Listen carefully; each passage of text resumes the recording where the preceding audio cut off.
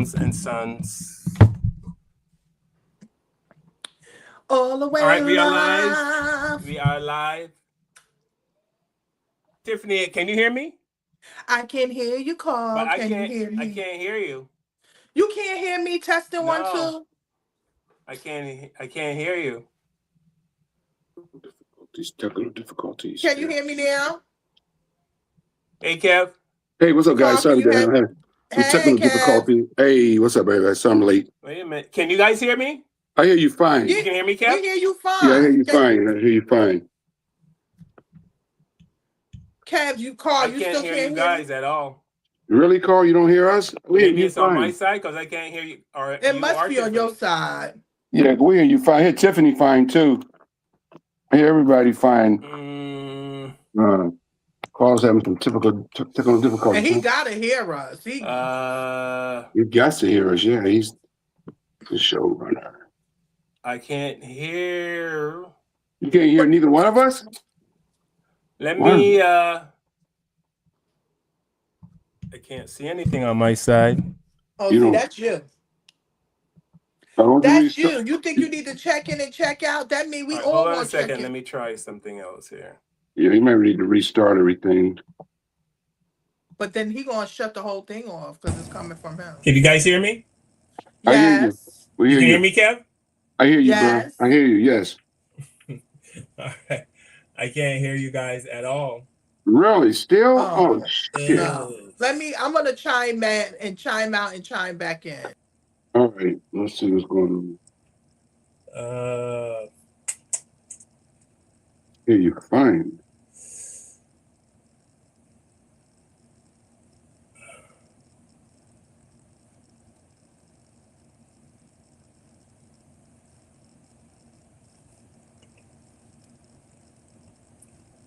Can you hear? You can hear me, Kev? I hear you. Yes. Dude, I can't hear you at all. I can't. You still don't hear me? You hear Tiffany, right? The fuck? Hi, can you hear me?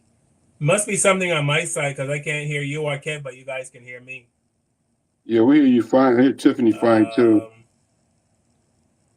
Won't you? Oh, so are you not on your phone? You're on your computer, right? Remove myself and come back. Look, I'm trying to talk to him, but he can't hear nothing. Shit. Please forgive us all. We are having technical difficulties, okay? We appreciate everyone that is here. Carl is gonna figure it out in a minute because you can hear me and Kat. All right, how you been doing? I can't hear you guys, but you guys can hear me fine, right? Yeah. Yeah. Okay. All right. Well, Tiffany, do the honors so we can get the show started. I'll try to figure this out as we go. We want to say hello to everyone, me, Carl, and Kev. Today's show, we will be talking about Black mothers and how their energy connects with their son, good and bad.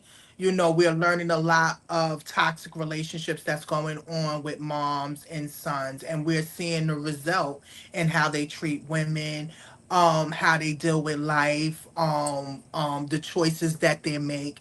So we definitely want everybody to please make sure you chime in, check, let us know how you feel in the comment, in the chat, because we want to know, do you have a toxic mother or you know someone that have a toxic mother? Now, remember, we are protected by the Fair Use Act. All the content and videos is not owned by us. We are only doing this for educational purposes and entertainment purposes only. Make sure you like and subscribe and share. Thank you so much. Now, Carl, would you need to shut down, Carl? All right, we're going to kick it off. We're going to kick the show off. I'm going to get started. I'm going to play our theme song. And hopefully while the theme song's playing, I can figure this out. But today's show, we're talking about, Tiffany sent this to me. We're talking about the relationship of between mothers and sons. I don't think this pertains especially to Black mothers and sons. I'm sure it's across the board, but it is. I guess from the videos I've seen, it seems to be more prevalent of black kids saying that the relationship with their moms is either non-existent or is toxic. Also, black people still continue to be found hung. It doesn't seem to be slowing down at all. Not sure what's well. Shouldn't say I'm not sure what's going on. I know what's going on, and in this era that we live in, of course, Black lives do not matter. So I would say last week Kevin and I talked about should all black people arm themselves, and I think yes, arm yourself. Carry some beer spray, something, a pew pew, a nut, something to protect yourself, and don't trust the people who don't look like you. That's what I would say. Also, there's Kevin also hit me to the food recalls. There's a lot of food recalls going on. I am not sure what's going on with that, but I definitely know the Trump administration they have taken away all the scientists, all the people who do all the testing on all the foods. They have eliminated all of those jobs. So I'm sure that has a lot to do with it. People are dying, thousands of people are getting sick. But no one knows why. But we're going to get into it. All right, so we're going to kick it off with our theme song, then we're going to come right back. Right. Right.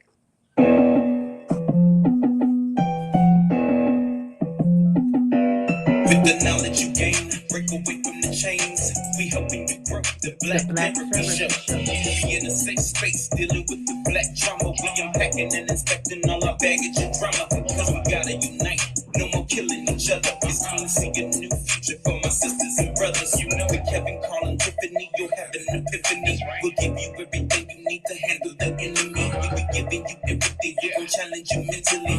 The right conversation so you grow exponentially. We built your penitentiaries, we built all your schools. Gave us brainwash education, just making us fools. Hatred was what we got in exchange for love. No more manipulation from our God above. It's Carl, Kevin, and Tiffany. Now welcome to the Black Therapy Show.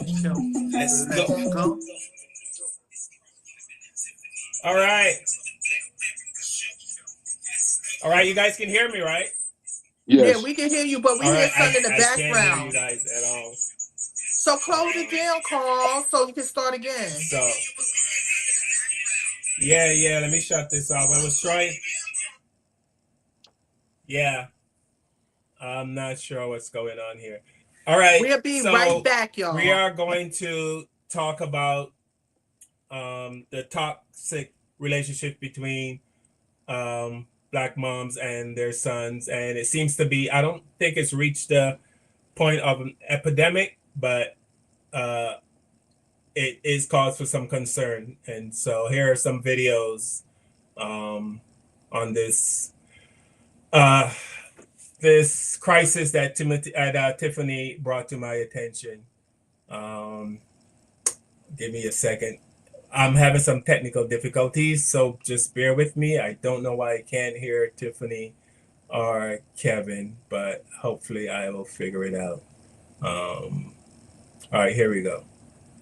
One thing I never understood in the black community is why is it so normalized for our parents to be mean to us? Like, I'm sure we all heard it before, like, you know, all I gotta give you, as long as you got food, bread, and water, then, like, you're good. Or as kids, we're made out to seem like we don't have to be liked as long as, like, we're loved, you know? And that love is tough love, they say, you know? And I remember whenever I would go to some of my other friends' houses, a lot of the times they were lighter. Not all the times, but, you know, a good amount of times when I go to my other friends' houses and I would see the way, like, you know, their parents would treat and talk to them. I'm like, damn, they're nice as fuck. Like, what the hell is this? Like, why is it so normalized in the black community for the kids to be treated like burdens or like bills or like, you should be happy, I'm basically doing you a favor type thing? I never really understood that. Like, I feel like your parents should like you. They should be happy to see you and hear your voice and know that you're doing well and thriving.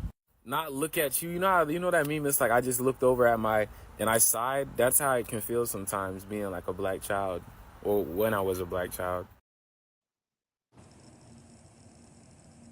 a lot of parents and their kids, and we're gonna be honest, within the black community, don't even have real bonds. It's trauma bonding.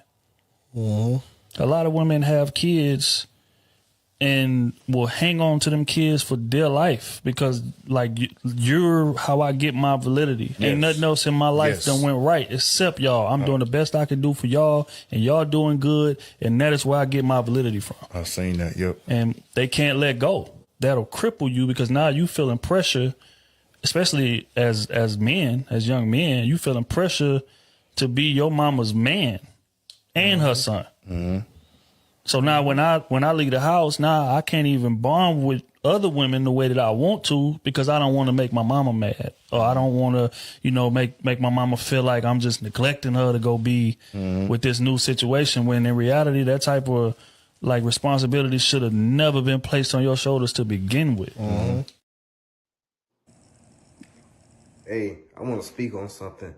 Black mothers with young black sons, this don't get speaked on a lot, but, coming from a black mom that don't talk to their black son, growing up with a violent, angry mother that calls their son all type of names, dismiss their son feelings, never there for their son emotionally, and just tear their son down. It don't get speaked on enough. There's a lot of black young boys out here that dealing with a lot of black mamas that don't treat their son well, that talk to their son any type of way, call their son all any type of names, tear their son down. We already got to deal with society. And just for you as being a black mother, that's enough already. Before anybody else broke me, my mom broke me. That's how a lot of black sons feel. They mom broke them. That didn't get that genuine care from their mother. When they was always looking for their mother to be there emotionally. To be there right there for their feelings. But no, their mom didn't want to care for that. Didn't want to take accountability. And then the mom just tell them, just be a man. Stop crying. It's already hard enough as a black son, a black young man that's dealing with a black mom that's not genuinely there for their son in an emotional way. We already deal with a lot from society. And just as you being a mama, you tearing your son down, that makes you a terrible parent. I don't care what nobody say. Terrible. All right, Tiffany, let me hear your thoughts. So why I told you about this situation was I saw an interview with NBA Youngboy. He is a rapper and he did an interview with Marco, Funny Marco. Now, I'm not into the young people rap because it's really raunchy and, druggy too much for me. But for some reason my spirit said, let me watch him. And he has moved to Korea with his family. He has almost 12 children. And in his interview, he expressed that he was very angry and that he loves his mother. But he loves his mother because that's his grandmother's daughter. And he has to love her. And that he spent at least 75% of the time with his grandmother and not his mother. So we hear the first thing I'm hearing is abandonment issues. We have a lot of young black boys out here, and you have white children. It's all around the map, but we just dealing with, just in general, abandonment issues with young black boys, right? It it affects them very much. It affects them in life. It affects them with relationships. It affects them on how they deal with certain things. And if your mother is the first one to abandon you, to make you feel bad or make you feel like you nothing, that will either drive you crazy or it's going to drive you to be the best that you can, but you're going to have issues. We got that from DMX. You know, DMX had that issue. He tried everything to love his mother and he felt like she still didn't love him.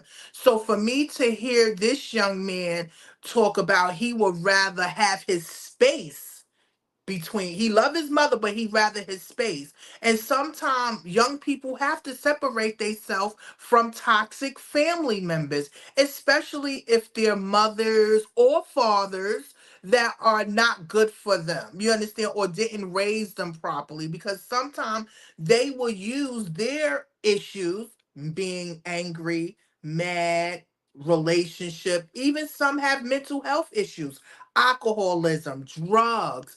A lot of them will, how you say, make their sons feel really bad. It's just really something that I really wanted to bring to the table, where we can, you know, talk about what can we do as men and as women to make it better for our young people. You know, children are gifts from God.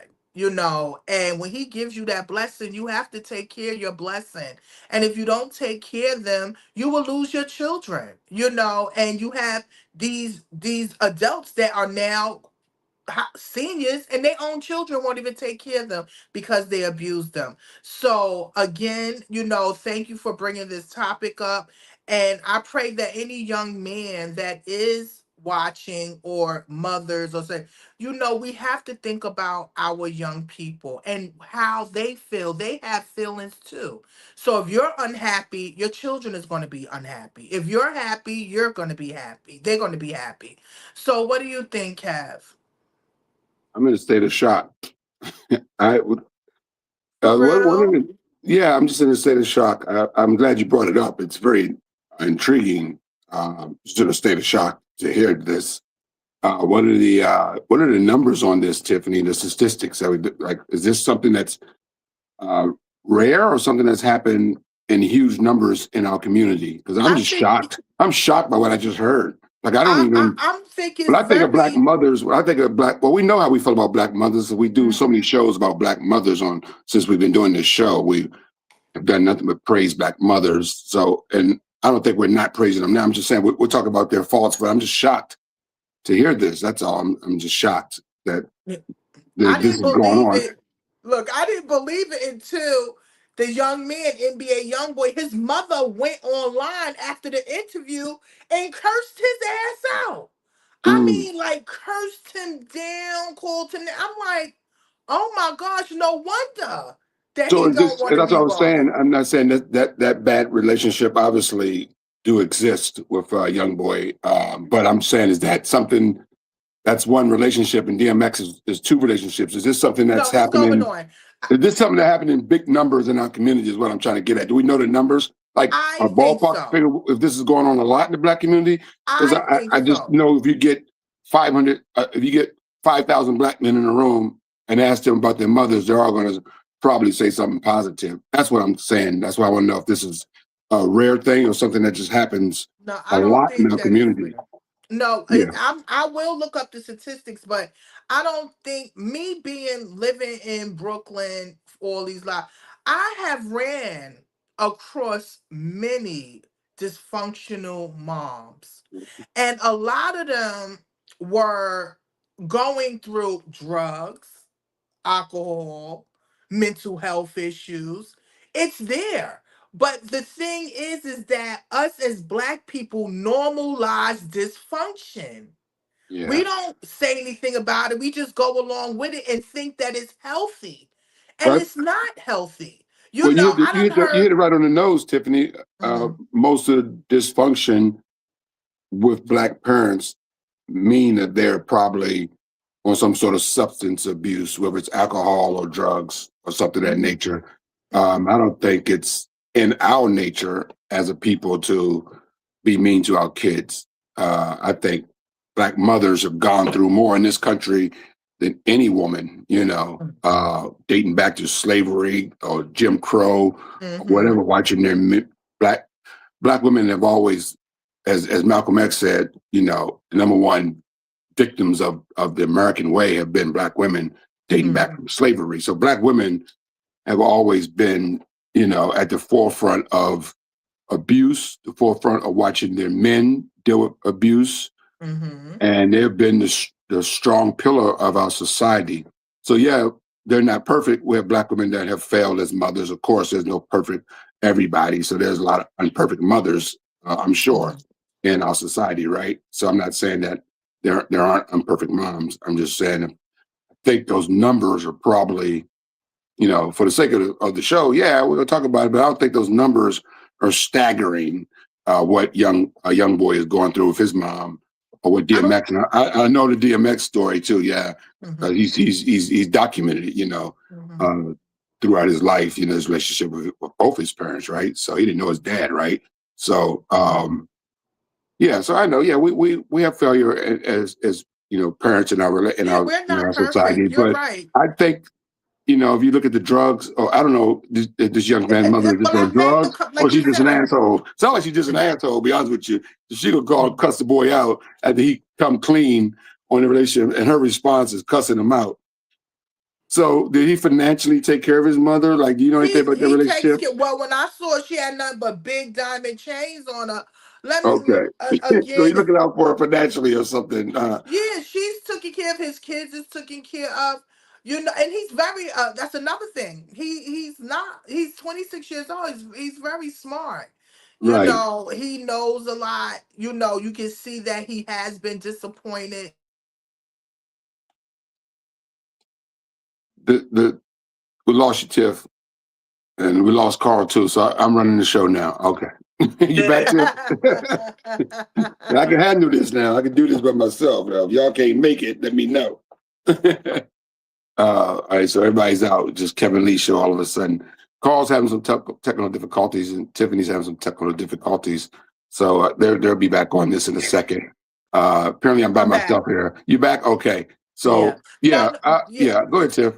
No, I understand. I understand. Now, listen again. Yes, our mothers and Black mothers are the backbone of our family. We get that. But you don't Right. think that they can crack? Oh yeah, they can crack. I Hold know on, black Carl. Mute your moms. phone. Now, listen again. Yes, our mothers and Black mothers are the backbone of our family. We get that. But you don't think that they can crack? Oh yeah, they can crack. You hearing that? Yeah, Oh, there we're you here. go. Okay. Yes, like I was saying, they are the backbone, but again, they do crack. And then you got to remember, we had to go through the crack era.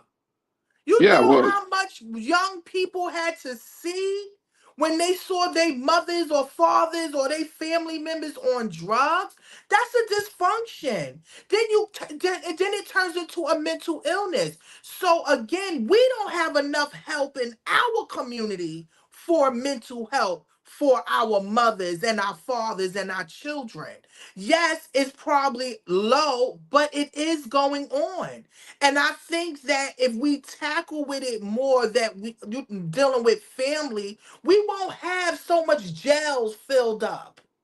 You right. understand what I'm saying? Because a lot of these young men, do you think if they thought about their mother, their father, and God, they would have thought twice about what they do?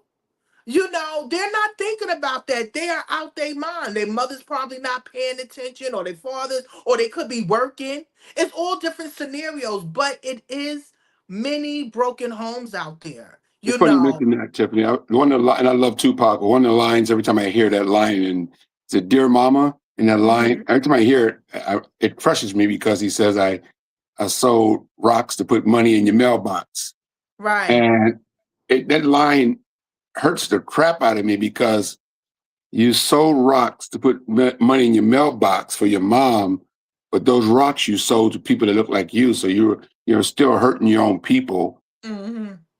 to provide for, make the financially compensate your mom, which is a beautiful thing, but you're doing it by hurting other black mothers too, So every time I hear that line, I go, yeah, I hate that line so much, man. So Hmm. rocks put money in your mailbox, It's a great song. He means well in But the song, but but a still, lot those of lyrics hurt. it hurt, but it's what's going on. And if we listen to a lot of our young rappers today, they are hurting. And they're doing it through alcoholism, drugs, women. I mean, that's another thing. This young man is 26 years old and almost have 12 children and, 5 to 6 different baby mothers. So that's a difference too, So that make you look and say, what was going on with him with the choices that he made with his women.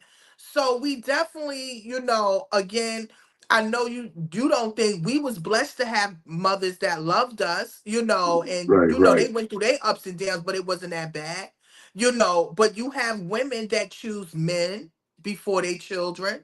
You understand? Like it's all different scenarios, but you must choose your children first. Carl, you have a video? The car has a video to show us. Carl's having some technical difficulties. If you're watching the show, thanks for watching.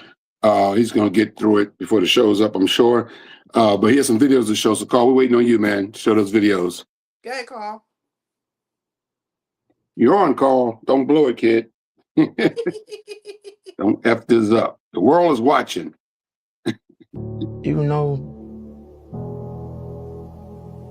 I think my relationship with my mama used to be a big part of my anger. Until I told myself, like, it's just certain shit you can't fix. Like, certain people you're not gonna just bond with in a way that you expect or the way that you desire. Basically just long for and just hope for. So I started loving my mom from a distance. Like today I never speak to her again. Like we'll never talk again. I know this for a fact. But I love her. Like I care. I hope she know that too. I want her to know that. It ain't got nothing to do with no dollar. It ain't even got nothing to do with my trauma no more. Or something that I was supposedly angry about. Just love him. Cause that's my grandmother's daughter. And I love my grandma deeply. Do you remember how you and your grandma relationship? If she used to pick you, like how would she come into your life? Wow. This is why in our culture as black people, when the boys turn a certain age, the men come and get him and take him away from the mother because she can emotionally manipulate him. But since we don't live in our culture no more, we say what we want to say, do what we want to say. We tear our men down and then wonder why they don't make good husbands and fathers. Mothers destroy sons. His mother can speak to him in certain ways that destroy him in ways that can never be repaired. Facts. Facts. Wow. And that's what made me look at this so totally different because I have saw Iana's show dealing with mothers doing what they do to their boys and their daughters too. And don't get it twisted, it's not only black mothers. I'm a true believer that racism is still alive because of white mothers. They are the ones that bring forth life.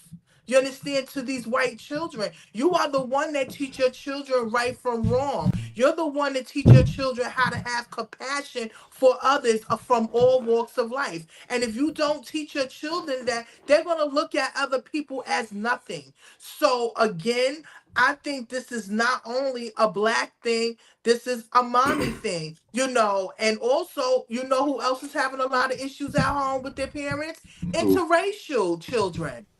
I done saw videos where white mothers call their black mixed children niggers. And dead serious. You're not going to be nothing. You're a nigga like your father. I mean, and you're like, my God. And the young man that was showing the video, he was like, this is my mother. This is how she talks to me. You understand? So, yes, toxic women will mess a man up. And especially as he get older and he wants to be in a relationship with someone, how you going to be in a relationship with someone if you don't even like your mother? And this is what I tell young girls today, and young men. Find a woman that loves her father. She's going to love you. The same thing with women. You understand what I'm saying? Find a man that loves his mother. And if he loves his mother, he is going to love you. Because if he is mad at his mother and angry at his mother, it's a possibility he might slap your ass.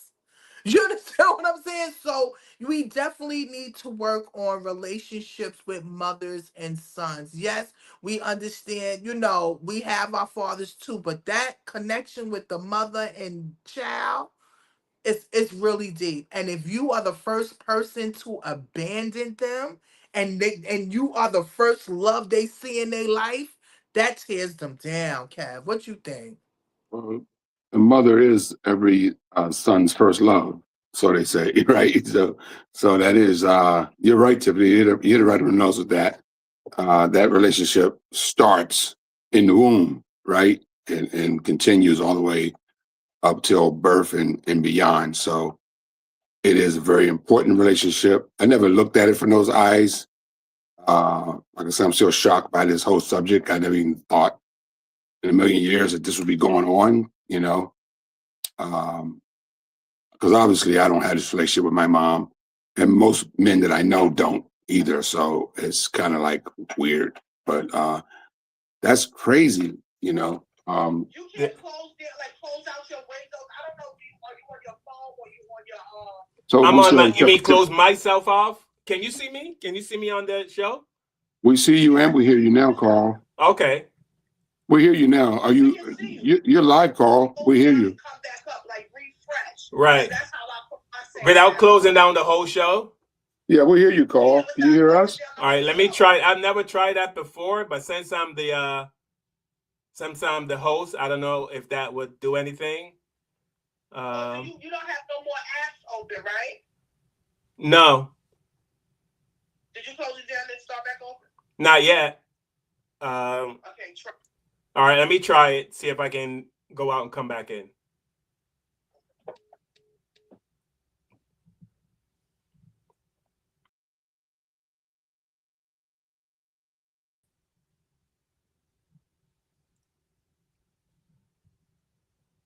Kev, can you hear me? I hear you. You hear us? Can you guys hear me? Yeah, we hear you. I can hear you, Can hear Carl. me? I just can't hear you guys at all. I don't know why. Wow. All right, so Carl, close us down and bring us back. I don't know why. Close it down and close come down the back. whole I show. did. I closed it down and re-added I did that twice already. No, I'm talking about the whole show. I The can't whole hear show. anything you guys are saying. Even when I play the videos, I can't hear the videos that I play. You can't hear us, Carl? Going on. That, Hey, Tiffany, Carl can't hear us. All right, Carl, you guys keep going. Carl, you're an asshole. Keep going. Like I said, Tiffany, I'll call me. Carl, you get on my nerves, Carl. Carl, you're a jerk. Carl, my you get ass. on my I can't hear you, Tiffany, but I know you're saying. Go back to your country and eat a coconut. No, I'm just kidding. This is oh my god. This is I hate this. I hate this. Oh my god. I told him, hey, everybody, please just give us a chance.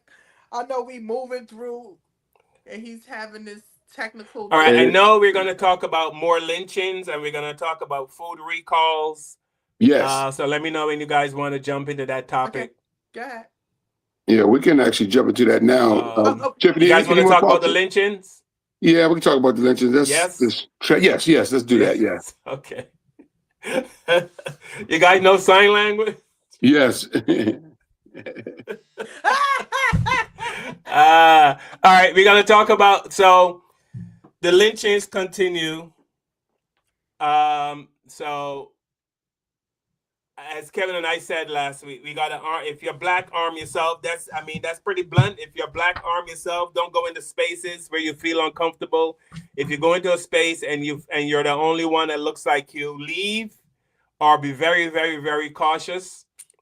I was out this weekend and I saw so many groups of kids and they were all black and there was one black girl. I saw like 3 different groups like this. All white kids and one black girl.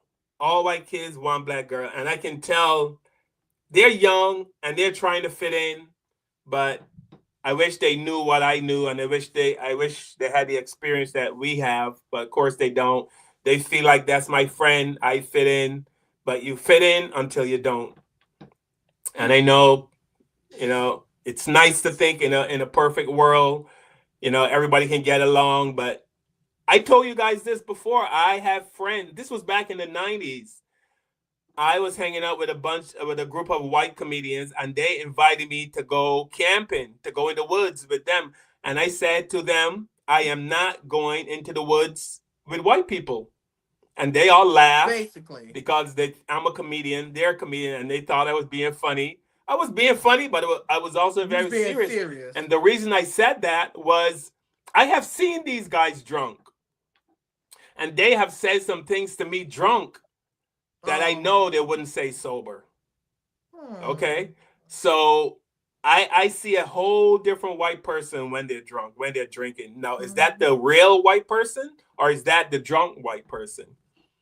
No, either way, it didn't real make me spirit. comfortable. So I'm like, no, I'm not going in the woods with you guys, because you guys would think it's funny they just think things are funny that are not funny. Like we showed a video last week where they got that black girl drunk and they were jumping on her, beating her up, and laughing and giggling, right? Like, let's make the black person the piñata, and that's funny, So yeah, I'm not doing that. So anyway, the lynchings continue. We're just bringing it to your attention, that it continues. And if you're black, please, please, please, please, please be very careful where you go, who you go with. They're hanging us from trees again.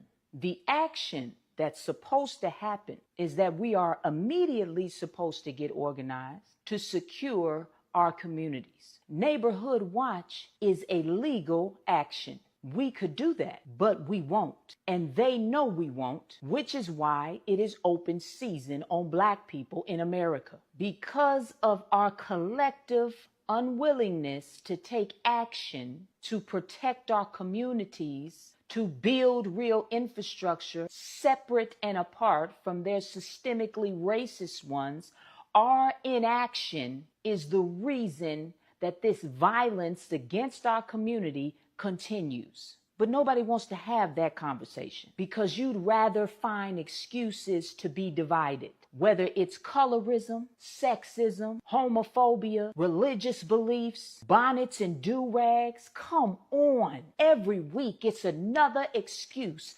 dividing the Black community. And every week we hear about our enemy taking one of us out. And there is no accountability. What are you going to do about it? Because if all you're going to do about it is get on social media and complain, nothing will change. I'm calling and emailing all these so-called Black organizations trying to get them involved in this National Black Action Convention to take real action. And you know what I'm getting back? Don't want to upset the white folks. We can govern ourselves if we are willing to organize and take action. We can protect ourselves and our community if we are willing to get organized and take action.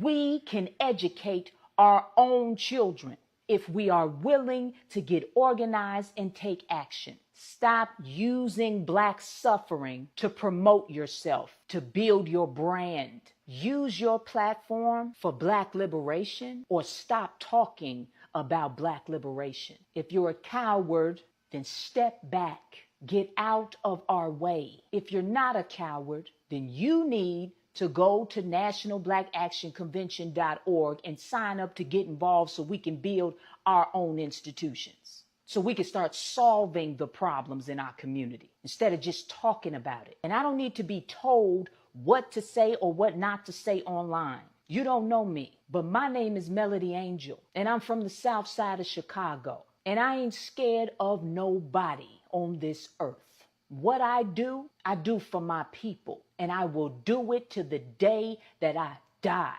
because we deserve peace. We deserve to be left alone. I love you, Black man. I love you, Black woman. Knowledge is power. Power to the people. White folks have hung a lot of Black and brown people this year in 2026 alone. I didn't have enough space in this collage to name everybody, but I got a few, you understand. We got Juliana, 16 years old, out of Charlotte, North Carolina. We got Tania Miller, 27 years old, out of Miami, Florida. We got Kyle out of Cobb County, Georgia.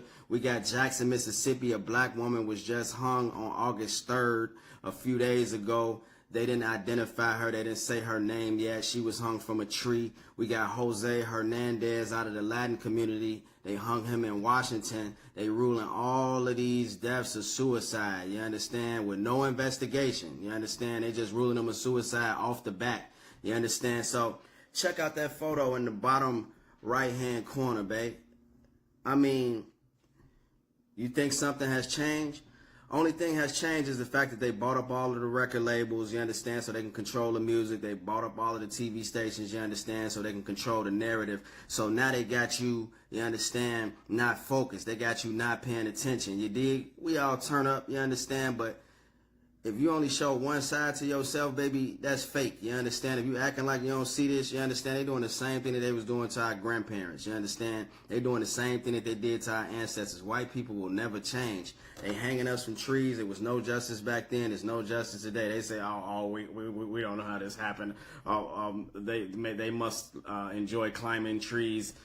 Saying the same thing, baby. We just not paying attention. You dig? They already taking voters' rights. You understand? In Tennessee, they jerking the school system in Chicago. They doing the same thing, baby. We just not paying attention. You understand?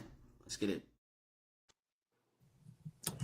All right, Kev, I got a question. Do you talk to Angelo? How old is Angelo? Do you talk to Angelo about race? No, he's 5 years old, Carl. So no, I don't talk to him about race. As everybody, as you know, I have an older daughter who's now an adult, and when she was around 10, 11, and her and I had lots of serious conversations about race. One, because she went to a school and she seemed to have more white friends than black friends at a young age, and I didn't really care about that. But we had our talks just so she could know that she was a black person and what that meant. And I try to teach her culture and our heroes and our history. So yeah, I had those conversations with her at Angelo's 5. So no, we have not had those conversations, but we will as he gets older. Yeah, as he gets older, young. yeah. But my daughter Selena, we had lots of race conversations. Yes, to answer your question, lots over the years. And I mean, lot. And it's so deep that we, as Black people, have to have these conversations with our Black children. White people don't have to have these these talks with their children because their children never was affected by racism, white supremacy, they were never affected by it. So we do have to communicate with our family and our young people about this. The hanging right now is like, I don't know, we need to put somebody that's a medical examiner up here or something because I don't understand how these people are hanging themselves. It's no chairs. Don't you have to have an assistance to be able to hang yourself? People is not how they said the young lady Miss Fortune, she was hung so high that they needed a fire department. I mean, I don't like that these are popping up. Ida B. Wells, she was a writer.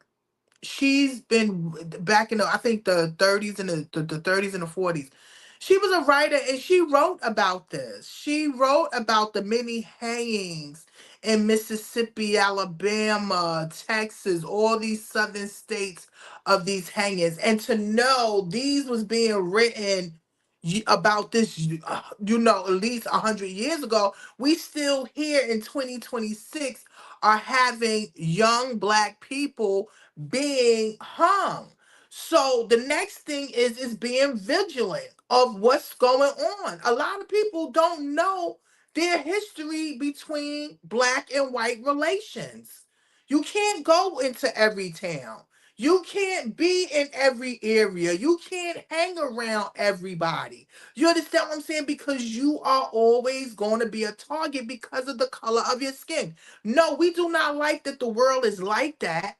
But because we live in a world of black and white race issues and systematic racism, we live like that. So we always got to have our head on a swivel. We always got to be on point and, recognize racism. You understand? Because racism is not out loud like it used to. But the way it is now is becoming out loud when you have all these suspicious deaths. That it's time for the FBI to really, if you're going to do something, this is the time to do it because people should not be coming up murdered. But then we have to remember, look what administration that we're in right now. I just heard that Trump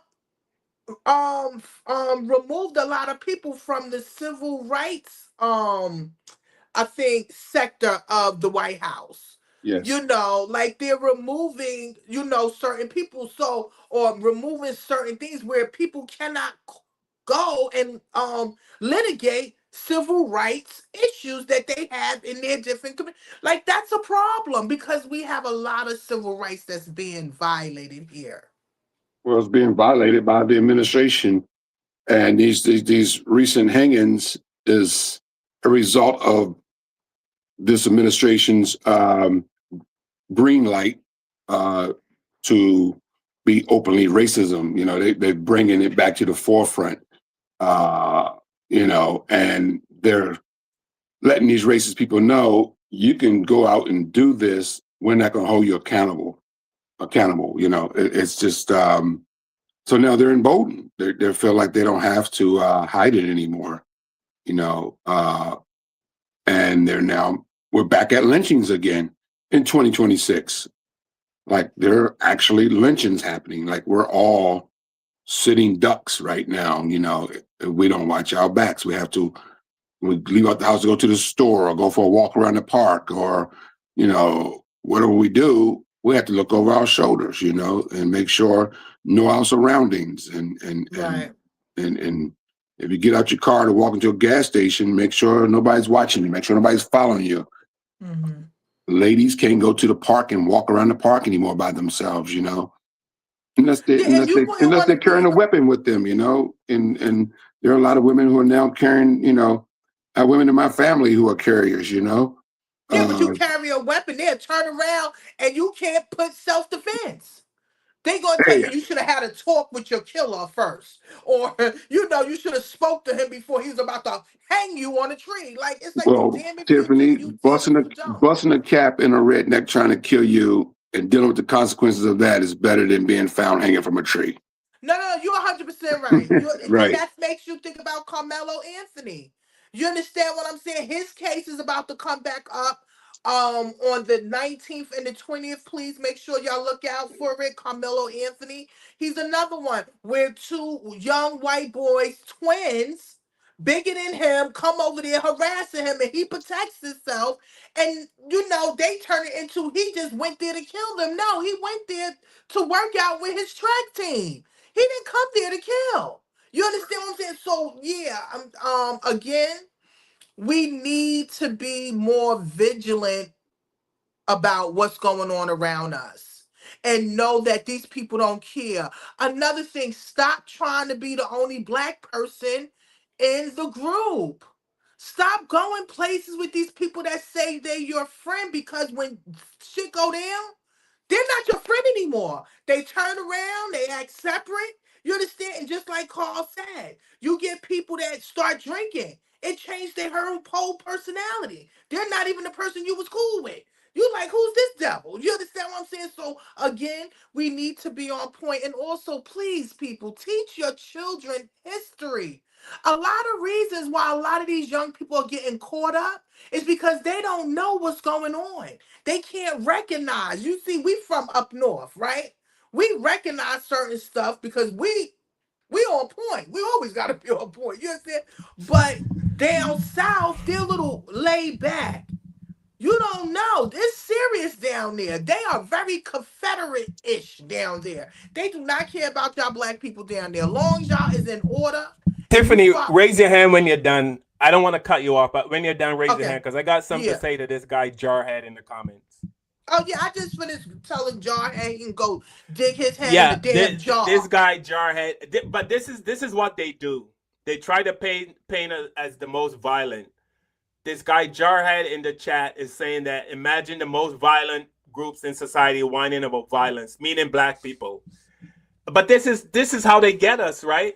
They are by hands down the most violent people in the world. Go across any country, right? Why do you think in Africa people are speaking French?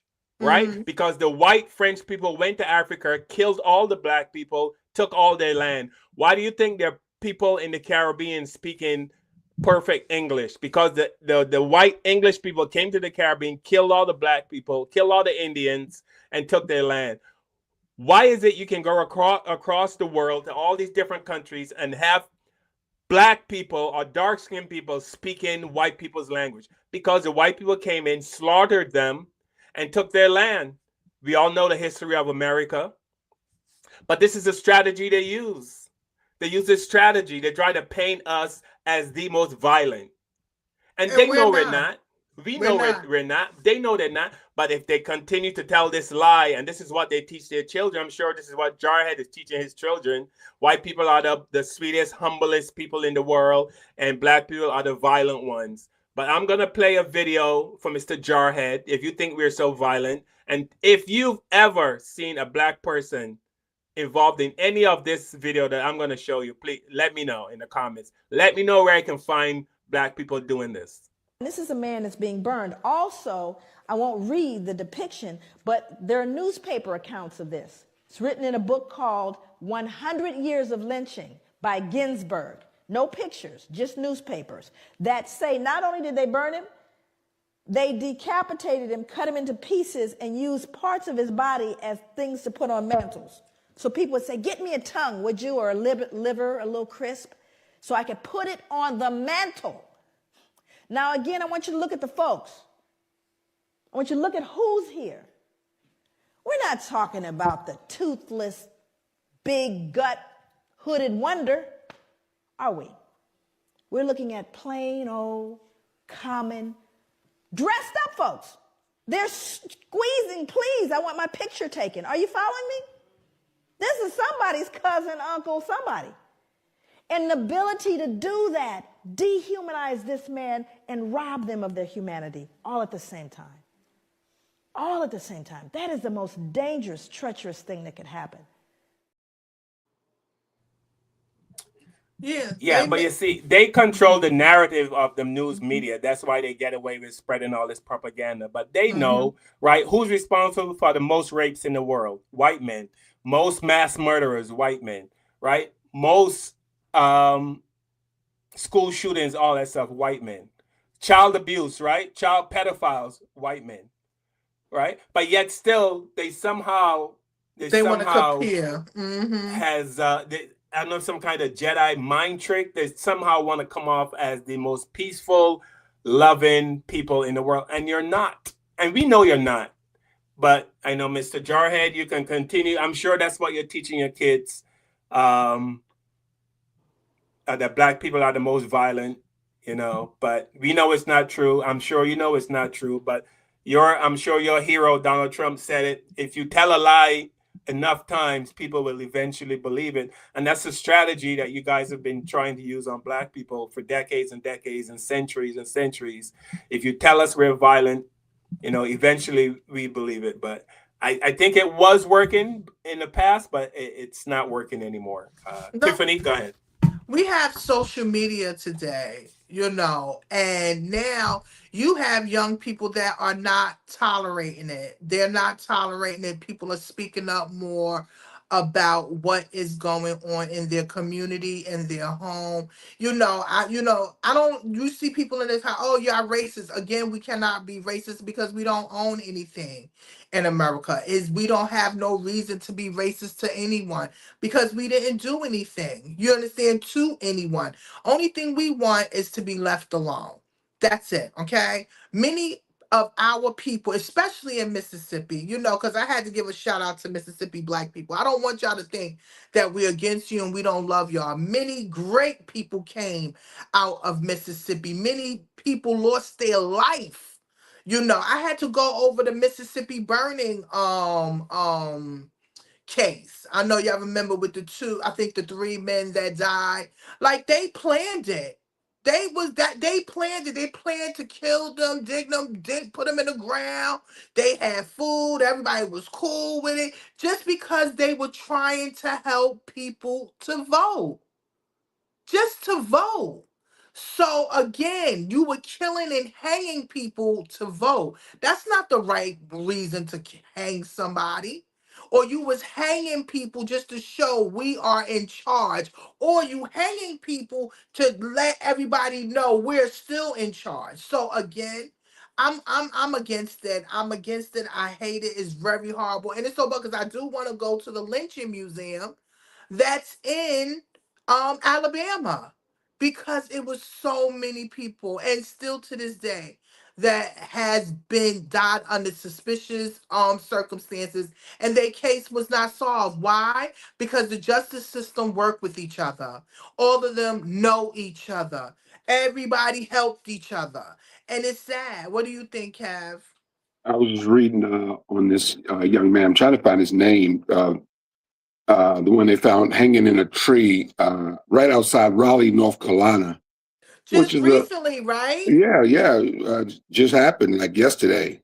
Mhm. Raleigh, North Carolina is like I've been to Raleigh a million times, man. It's a upscale kind of area for North Carolina. It's There's still whites there.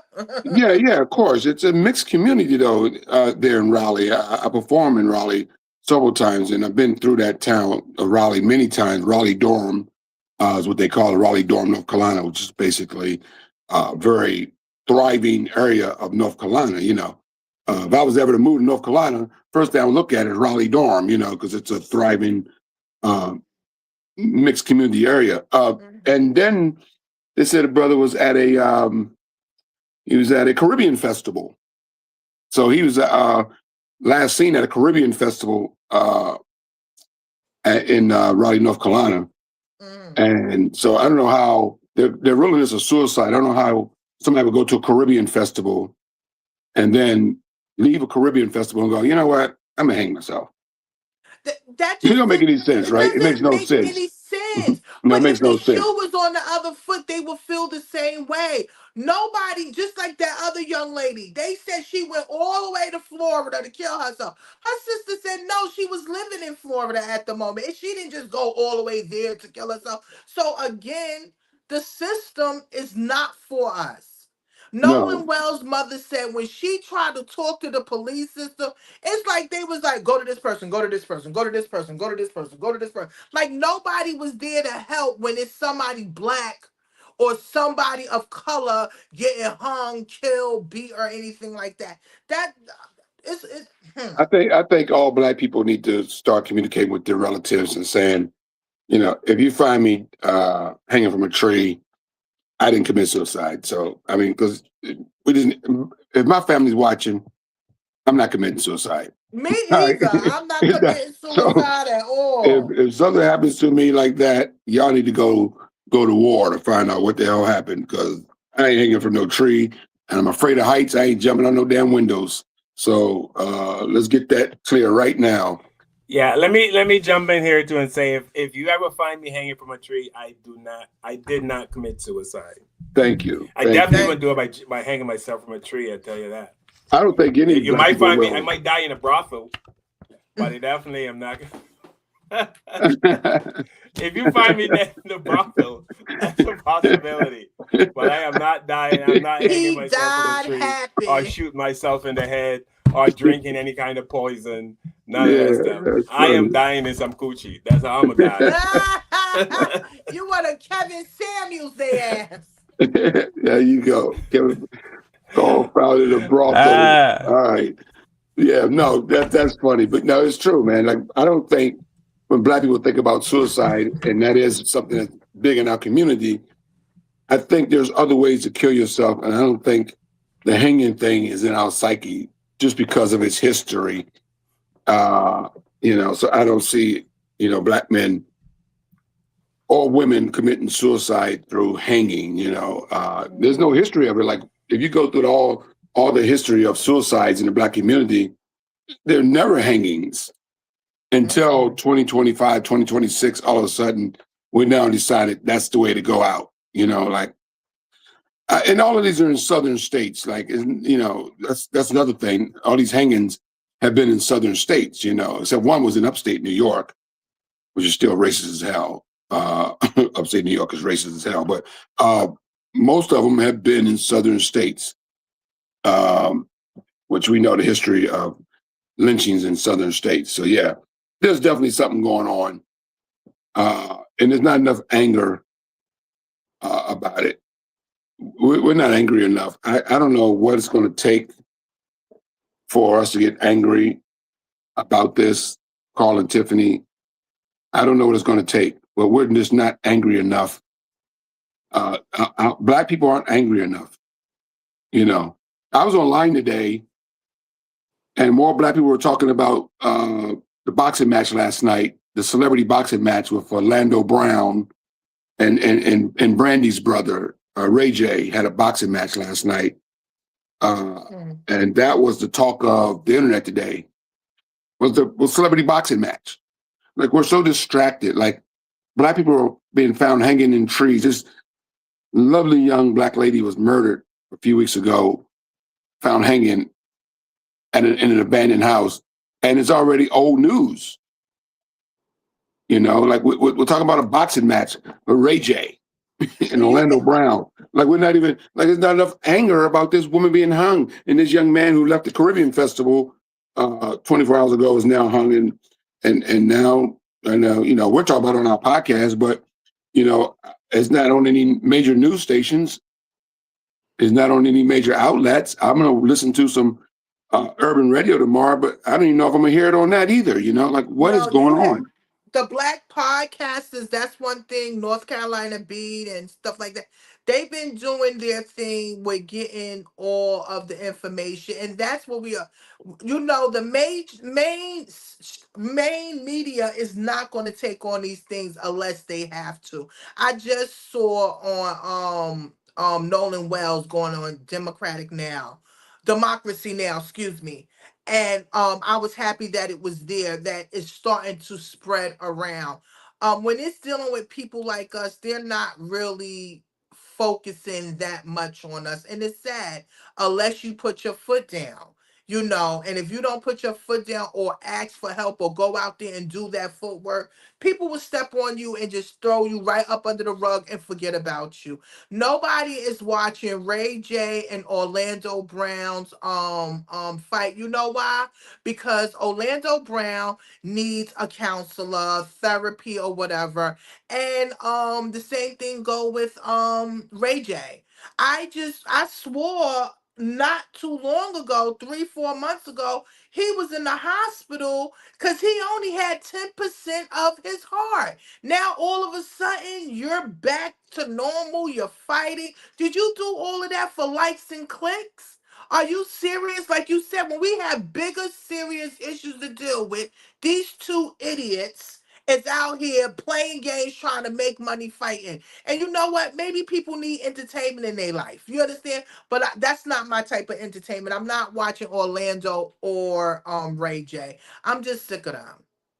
Yeah. We're all about entertainment. That's the problem, but we got to start taking this serious, Yes, Black Life serious. We definitely got to start. Everybody got to start carrying a weapon, like Carl said in the beginning of the show. I don't care if it's mace, pepper spray, whatever you want to call it, pocket knife, baseball bat, billy club. Mm-hmm. Don't go out late at night. Take some self-defense classes, Yes, would you do something? But I think a lot of it is, I hate to say it, I think a lot of these people are getting caught off guard. Because I you guys are ready to move on, let me know. I believe police are involved in this. I think it's the cops pulling over black men. They're all connected. I believe cops are pulling over black men. and black men are thinking that they're getting a routine pullover, and then these cops are apprehending them and having them hung. That's what I personally believe. Yeah, it's coming from the old book. Just like Yeah. I just mentioned the Mississippi burning thing. They called the courthouse. The courthouse told them where he was going to be at and what time they was going to be riding back out again. Like they tell you, they all work together. So my thing is, stay your behinds in the house. Stay away from police. Leave them white women alone. Don't go to the water or the goddamn woods with nobody. Go, Carl. All right, here's my thing. I have this, and this is a serious question for Jarhead, who is clear. I do not like MAGA. I don't like MAGA people. I don't like MAGA platforms. I don't like MAGA podcasts. I have friends that are MAGA that I stop talking to. If I'm scrolling the internet and I see anything MAGA, I don't even stop. I just keep scrolling. I don't bother to jump in. Why do racist people continue to watch our show? Serious question. Why? If you clearly don't like black people, you don't like what we stand for, you don't like being around us, why do you stop and comment and engage with us on our show? Why? Just keep moving. Just keep it moving. But for some reason, I think it was there's a brother on here that's engaging with Mr. Jarhead. You talking about Mark Mills? Let me see if I can get his name. Peace and Nonsense. That's what it looks like. Peace and Nonsense. Oh no. He's engaging with Jarhead. Him and Jarhead are kind of going back and forth. But Peace and Nonsense. Why do they continue to every Sunday, brother? They come back to our show. They have to tell us we're delusional. They have to tell us that we are whining. Every Sunday. Why, Jarhead? Why do you continue to watch shows like this? It is clearly not for you. I do not go to MAGA shows and comment on anything. I don't share my views. I don't tell them my stance. I say nothing because I'm not interested in them. I don't like them, so I stay away from them. But why? Why is it that racist white people feel the need to jump in and engage with black people? That I don't know. Anyway, we're gonna move on. Here's a video, and I like to show videos like this so people would see that racism still exists. This is a trigger warning. It's from the Don Lemon show. Don Lemon also does a trigger warning in the beginning of the video. But here's a white policeman pulls over an 18-year-old girl, 18 years old, and he body slams her, and then so if you, this kind of stuff really, I know when black people watch this, it hits home. Because this could be your daughter, your aunt, your niece, but you cannot tell me she wasn't treated like this just because she's black. This is an alert into the Don Lemon Show newsroom, and I warn you, this is disturbing. I don't know if you've seen this video of an 18-year-old black woman being slammed to the ground and punched in the face by an Arkansas State Police trooper during a traffic stop. Her name is Elisa Hackett. And again, warning, this video is disturbing to watch. Not resist, do not resist. I need to call Mama. No, stop. But what am I doing? Oh, no. Stop. This is illegal. Turn around. Turn around. Who said I can't punch you in your face? Somebody call my mama. Help Turn me. around. Now, Elisa is crying out for help. She's asking to call her mother. And according to the trooper's own report, he said he punched her in the face with a closed fist because she wouldn't roll onto her stomach. Now, civil rights attorney Ben Crump is representing Elisa. He's demanding a use of force investigation. And yes, the history matters here as well as it did in the Nolan Wells case. She is a young black woman. This happened in Arkansas. We know black Americans have been disproportionately subjected to police force. Crump said, if you can't handle a teenage girl without taking her to the ground and punching her in the face, you should not be wearing a badge. I think he has a point. Let me know what you think. I'm going to say that tell us we keep living in the past. I'm sure Jarhead says the same thing. We keep living in the past. But again, Jarhead, this show is not for you, and I would appreciate it if you just not watch. Honestly, just don't watch. Him. But go ahead, Tiffany. I blocked him. Yeah. Honestly, just don't watch it. But go ahead, Tiffany. Put it on the mute. Okay. Yeah. That right there, yes, that's definitely a trigger warning. That was very sad because think about it, right? Your daughter, your teenager, and then you see this cop handle them in such a way that they could die. They could be really seriously hurt. And if you look at him, he didn't have a care in the world. He didn't care that she was crying. He didn't care that she was calling for him. He didn't care. He didn't care at all. I saw somebody saying, let's see the whole video. Let me tell you something. I don't need to see the whole video to see how he acted towards her. He didn't need to slam her down like that. He didn't need to punch her in the face. That was just over excessive. It's just too much. It's just too much. But it is many out there that these cops are using excessive abuse. Like it's just too much, too much. And they don't need to. They don't need to do it. So I hope that she can get something from this. She's definitely gonna need counseling. She's gonna need somebody to talk to after this. What you think, Kev? That was hard to watch, man. I don't know how many more videos I can watch of us being abused by police officers. It's just it's hard to watch. That's all. And I think once again, Ben Crump is on it, man. Ben Crump is on it. So some good's going to come out of it. He's going to get some justice for the young lady. But even getting a cash settlement and having some money doesn't change the trauma that she's going to probably have to deal with the rest of her life. You know, she's going to need some therapy. You know, Ben's going to get her paid. They're going to set her out of court. And the problem with that settling out of court shit is that it doesn't affect the actual police officer unless this guy is held accountable personally, like fired. And I think the police officers need to be personally attacked. I think their pension should be up for grabs. I think they should pay, not taxpayers, because when Ben Crump gets this young lady $2.5 million settlement, that comes from the taxpayers of the state where this happened at. You know, what state was this? Anybody know? Whatever state this was, those taxpayers in that state is going to pay that $2.5 million or $3 million or whatever the case he's going to settle for, because they're going to settle out of court. With cases like this happen, what they do is they go to a fund and go, hey, give this person $3 million, and they're going to go quietly into the sunset. And what people do, they get that payment, and their whole lives change. You know, they go from working a 9-to-5 job to now being a multimillionaire. Ben Crump gets his cut, and now you walk away with a couple $1 million in your bank, and you and your family's life is forever changed with that couple $1 million, right? So, and that's a beautiful thing. It's like hitting the lottery. But the trauma that comes with that lottery, you know, going to play a Powerball ticket at the gas station and getting your ass beat by a cop is two different things. So even with that $2 million, you're still terrified to walk the streets, to drive your car. I'm terrified to drive my car. Nobody drives more than me. I'm the driving king. Yeah, I was about to say, you'd be scared too. And I didn't see, somebody keeps saying video. We didn't see her attack him. She didn't hit him or try to run away from him or something like that.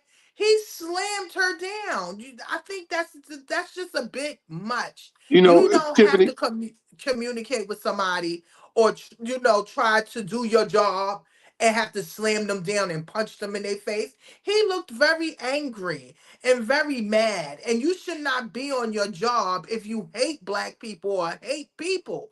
You understand what I'm saying? You're supposed to be protecting and serving, not hurting and killing. And like you said, they should hit them in their pockets. Because I'm telling you, if you hit them in their pockets, they're going to think twice. They're going to think twice before hurting someone, slapping someone, shooting someone, trying to cover up for someone, because they know they will be held accountable. So that's what we should be working on as the people, that we are the people. We should tell them, listen, police and the justice system should be held accountable just like we have to be held accountable. You know what's so funny about that, Tiff, is they always ask to see the whole videotape. You know, they want Black people, which are mostly the victims of racial profiling, when Black people are pulled over by cops, they want us to be perfect. you know, but they don't want these so-called trained professionals to be perfect. Now, this police officer is a trained professional, was supposed to be, right? A trained professional who supposed to de-escalate the situation. Right. We understand routine traffic stops is perhaps the most dangerous thing a police officer can do. But a lot of these routine traffic stops are unnecessary. A lot of times when people are pulled over, you don't really need to pull these people over. You pull them over because you want to F with them. You pull them over because you're abusing your badge. Yeah, you see a guy speeding, you pull his ass over. You see somebody breaking the law behind the wheel of the car, you pull his ass over. But how many times I've been tailgated by cops or followed by cops to get my tags ran when I'm not breaking the law? I'm just driving along. And just because he sees his brother behind the wheel, he follows you just long enough to punch your tag into his computer to see if the car comes back stolen or something like that. You always get, I've been followed so many times, you know, by police officers checking me out. You know, it's crazy what we go through as Black people in this country. I mean, from police officers, you know. So it's not always, let's see the whole videotape, you know, because so many people have been victims of racial profiling in this country. To the person that said, let's see the whole tape, just Google how many times police officers in the state that this person has said that, whatever state you live in, Google how many settlements have been with police lawful untreatment of minorities, and watch what pops up. Because I do it all the time. I'll Google police settlements in Baltimore, Maryland, or police settlements in Washington, D.C., or police settlements in Chicago. I'll just pick any random city and Google it, and you'll see how many times police officers have had to pay out millions of dollars. I just did it in New Jersey recently. Millions of dollars of taxpayer dollars have gone to settle cases for police misconduct. Millions of dollars. And that money could be going to infrastructure and building y'all. Police misconduct payouts carry huge. Oh, here it is. My computer is spying on me. She's just about to tell me some numbers just now. Yeah, isn't that funny? But yeah, police misconduct payouts are huge all over America. All over America, in every major city. Because of bad behavior. Because of bad behavior of police officers. Minnesota, who's been in the news for many high-profile cases, including George Floyd. If you Google how much money police officers, out of court settlements that have been to pay to victims in the state of Minnesota, it's staggering. And before the George Floyd, we even knew who George Floyd was, people in Minnesota were being paid millions of dollars for police brutality, police misconduct, racial profiling, all that sort of stuff. This is before George Floyd. So for these people to say, well, let's see the whole tape, you don't have a leg to stand on. There are a lot of bad police officers out here. And there's good ones. Well, we need the good ones to stand forward, to come forward, because I'm not convinced there's any good police officers at this point. I can't be. I've seen too many bad ones. You know, there's too many bad ones for me to say, yeah, there's some good officers out there. Well, where the hell are they? Because police brutality and police misconduct is huge in the United States of America. And millions of dollars are paid out every year for their misconduct, because they all get busted, most of them anyway. And even before modern times, if you go back to the 70s and the 80s, man, cops were planting evidence. I dated a girl one time, and her ex-boyfriend was a PG County cop. PG County is a town outside of Washington, D.C. in the state of Maryland, for people that don't know. And she dated this brother on the PG County Police Force, and he was dirty. He was a dirty cop. He was part of the Dirty Dozen. There's a Kev, I'm not cutting you off. Just signal when you're done. Okay, the Dirty Dozen. Google it. It was a group of cops, dirty cops back in the 80s. They were shaking down drug dealers. They were famous for shaking down drug dealers, taking their money and drugs, and doing what they wanted with it. They were dirty cops. And she dated one of those brothers that was a part of that crew, man. Before she dated me, right? I was scared to death when I found out that, but they were all arrested anyway. But yeah, there's so many dirt. It's been going on forever. Planting evidence on people, putting drugs on people. Look what we found under your seat. You know, all that's been going on forever. Planting guns in people's cars, planting drugs under people's seat. Then saying, "Oh, I found this under your seat," just to arrest people. It's so much dirt with the police force. It's not even funny. So y'all need to stop it with this They crap. need to stop. So Yeah, stop it. also again, I see somebody wait a minute, wait. I see somebody that mentioned black on black crime. Why is it that every single person, white person, have to bring up black on black crime? Do you know that that does affect us? It does bother us. We do talk about it. And a lot of the reasons why we have black on black crime is because of systematic racism in the system.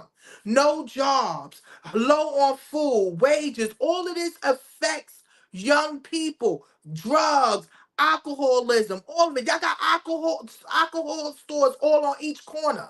You understand? You don't have trade centers for these young people. So you're gonna sit there and keep saying black on black crime. If you live in a black community, black on black crime is gonna happen. If you live in a white community, white on white crime is gonna happen. If you live on, you live in a Spanish community, Spanish on Spanish crime is gonna happen. Stop bringing up black on black crime. We have to deal with that. That's one of the hurtful things that we have to deal with in our community. So for y'all to keep bringing it up, deal with your white on white crime. All right. Hey, So back to your Tiffany, Kev, huh? Tiffany, Timothy McVeigh was a white guy who blew up a building full of white people. That's What, white on white was crime. it 1996, 1997? He blew up a Can I building jump full of in? white people. No. Yeah, I'm done. Well, I don't even want wait, to address that crap. so you said it's $60 million that was paid out, Kev. You heard, but put your mute on, call, so you can hear what I'm saying. So you can hear. Can you hear? So you can hear me. I can't hear you. Okay. Put your mute on. You can hear me? No, I can hear you. You can hear me now? I can hear you. I was telling you to put your mute on. You guys can hear me, right? Yes. Yeah. Okay.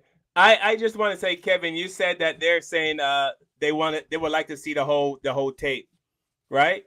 Yes. But yet still they know for a fact that OJ killed Nicole and Ron Goldman, right? They know that for a fact. They have no video, no evidence, but they know that OJ killed Nicole and Ron Goldman. But we have video of a police officer slamming a girl to the ground, and they need to see the whole tape. But again, this is who they are. I see this guy T-Bags, seems to be another jarhead, but he's like there's lots of bad doctors, bad teachers, we know that. We're talking about America. America has a history of being horrible to black people. White Americans have a history of being horrible to black people. And they have not made any amends. They haven't tried to change their ways. They have been consistently a certain number of white people. And we're not going to say all. We're going to use the Muhammad Ali analogy. If there's 10,000 whites and 1,000 of those whites are good, we don't know who's the good and who's the bad. Okay, so we know there are some good white people out there, but as a history, America has consistently been horrible to black people. Consistently for the last 400 to 600 years, America has a history, a reputation for being horrible to black. So why would any black person think for 1 second that a white person had their best interests at heart? No, I always say err on the side of caution. You verify. How's that go? Verify, but I forgot the saying. But white people have given us no reason to believe that they care about anybody else that's not white. You have not. So miss me with all this nonsense about they're bad black doctors, they're bad black law. I mean, white doctors, they're bad. We know that. We are fully aware of that. But as a whole, right? As a whole, white people have not been decent people in this society. You have not, and you know that. You absolutely know that. So, but you would never admit it. Why don't you say yes? I have a friend. His name, I'm not gonna say his full name. His name is Kevin also. He's a white comedian. And whenever him and I talk about racial issues, and this is why I love talking to him, and this is why I trust him. He would agree with me. He go, yeah, Carl, we are some horrible people. You know what I mean? So I understand what you're saying. He never once said, well, he never like had an excuse. Well, not all of us are bad and blah, blah, blah. He admits it. Yeah, white people are some horrible people. You might find one or two that are okay to be around. But as a whole, we have consistently been horrible people to black people. So, but Everybody. again, the strategy, I'm gonna let you go, Kim. The strategy of people like Jarhead and this guy T-Bags is to keep deny, and that's how they move through life. Deny it never happened. Lynchings never happened. These are the same people who deny the Holocaust happened. There's no police brutality. Some guy said they run my tags as well. Yeah, okay, all right. Don't worry about tea bags because Go ahead. I'm not worried about tea bags because people like that you cannot convince. What is going on. You can't. But Kev, I got the statistics. Yeah, I just pulled them up too, Tiffany. Right here. First of all, let me say that it says right here, police misconduct payout top 100 million for the 4th straight year. That's nationwide. But wait a minute, that's not. I didn't know New York is the top payouts. Yes, I'm reading that right here. New York is the top payout for misconduct. I'm reading that on my tablet right here. $1 billion. Yes, right. Illinois is $330.1 million. Thank you, California is $332 million. Okay, let me see Pennsylvania. Yeah, and Pennsylvania is up there too, and Minnesota. George Floyd family got 27 million. Yeah. Eric Gardner got 5.9 million. Yeah, the numbers are high everywhere. I just pulled up Baltimore, Maryland. They just paid out $2.7 million to somebody in 2025 for police misconduct against African-American man. Yeah, so it's nationwide. The numbers are staggering. Police misconduct cases, money being paid out, from police officers breaking the law, racially profiling people, breaking the law, beating up people, slamming people to the ground. Now we have the cell phone cameras and all that stuff, and that's not stopping it, but it's getting us some justice a little bit. It's not stopping this from happening. The weird thing is these people are so evil, Carl and Tiffany, that they don't care about the cameras running. There were a group of people with cell phone cameras on Derek Chauvin, and he still didn't get off of George Floyd's neck because he's so arrogant that he thought, I can get away with this. He never even thought, people are filming me, let me get off this guy's neck. His whole thing was, I am who I am. I got a badge and I got skin protection, and I'm going to get away with this because I'm going to say this guy was a bad guy, and they're not going to find me guilty in the court. He was shocked at what happened. The summer of 2020 shocked a lot of people. He didn't expect what happened to happen. He thought he could get away with it. He was so arrogant, he thought he could. People were sitting there with cell phones filming it, and he still wouldn't get off this man's neck as this man cried for his mama. That's that energy that they give. Very arrogant, very cocky, Thank you. That's what I was going to say. condescending, don't have empathy or sympathy for no one. He did not even think that you are sitting there with your knee in somebody's neck and all these people are sitting here watching you. He never Like, even. you know, like I said, they don't think before they click. They don't think before they do.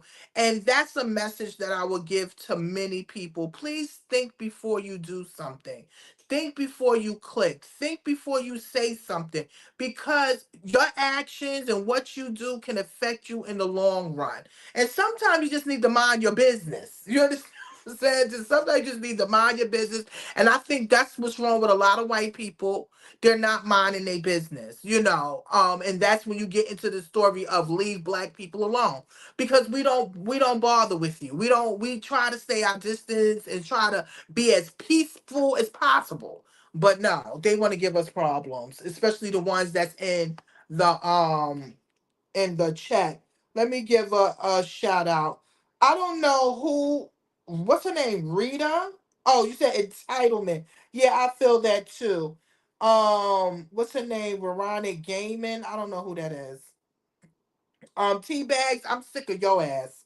Um, hold on. Cause you know I definitely like giving shout outs to people. All right, Carl. Go ahead, Carl.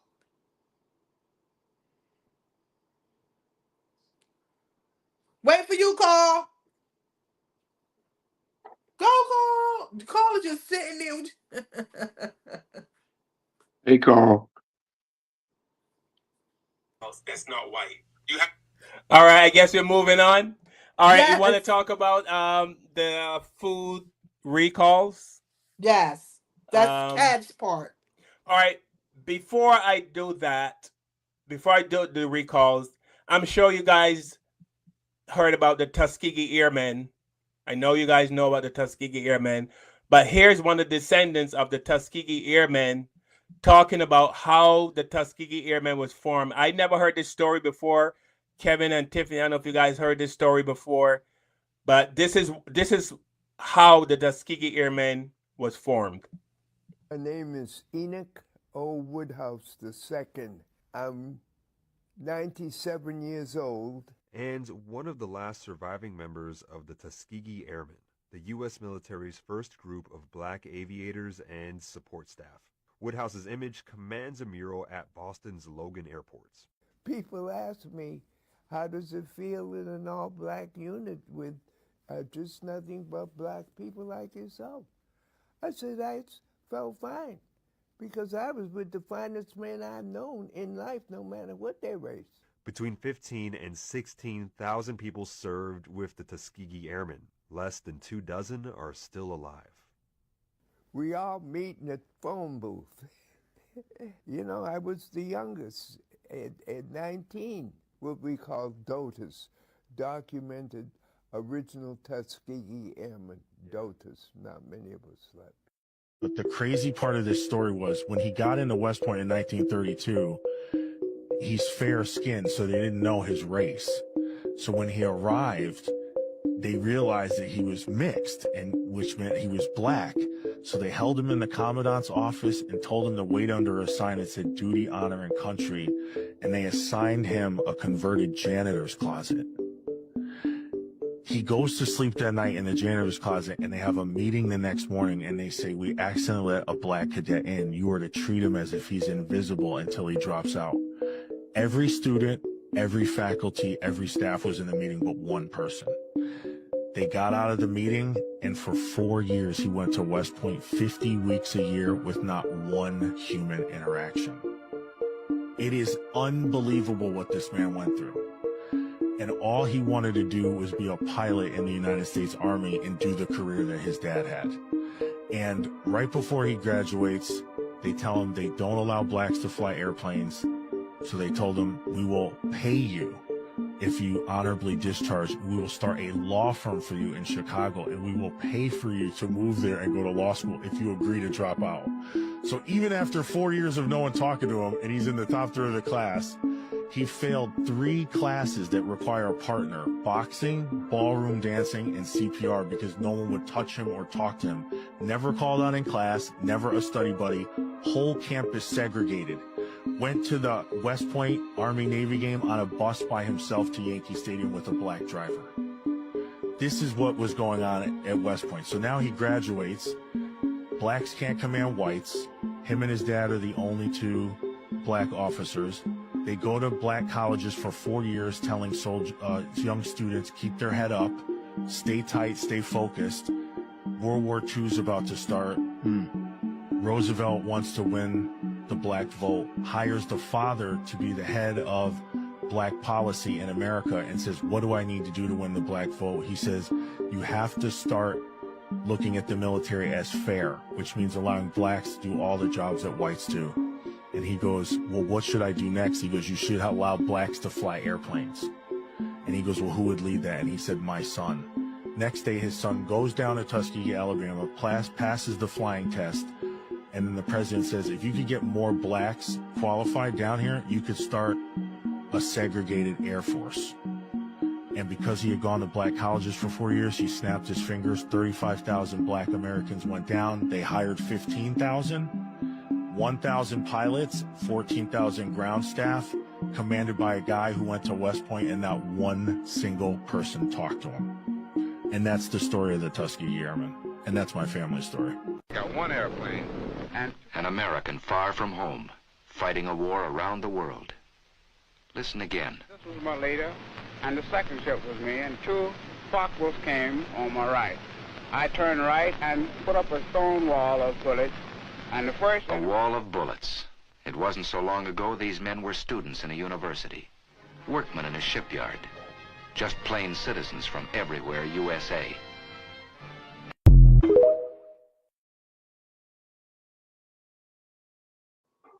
And they want us to believe that all of a sudden those people changed their ways and now all of a sudden just decided to be decent people. No, the people that held that guy back in those people still exist today, and they're part of the MAGA movement. Go ahead, Tiff.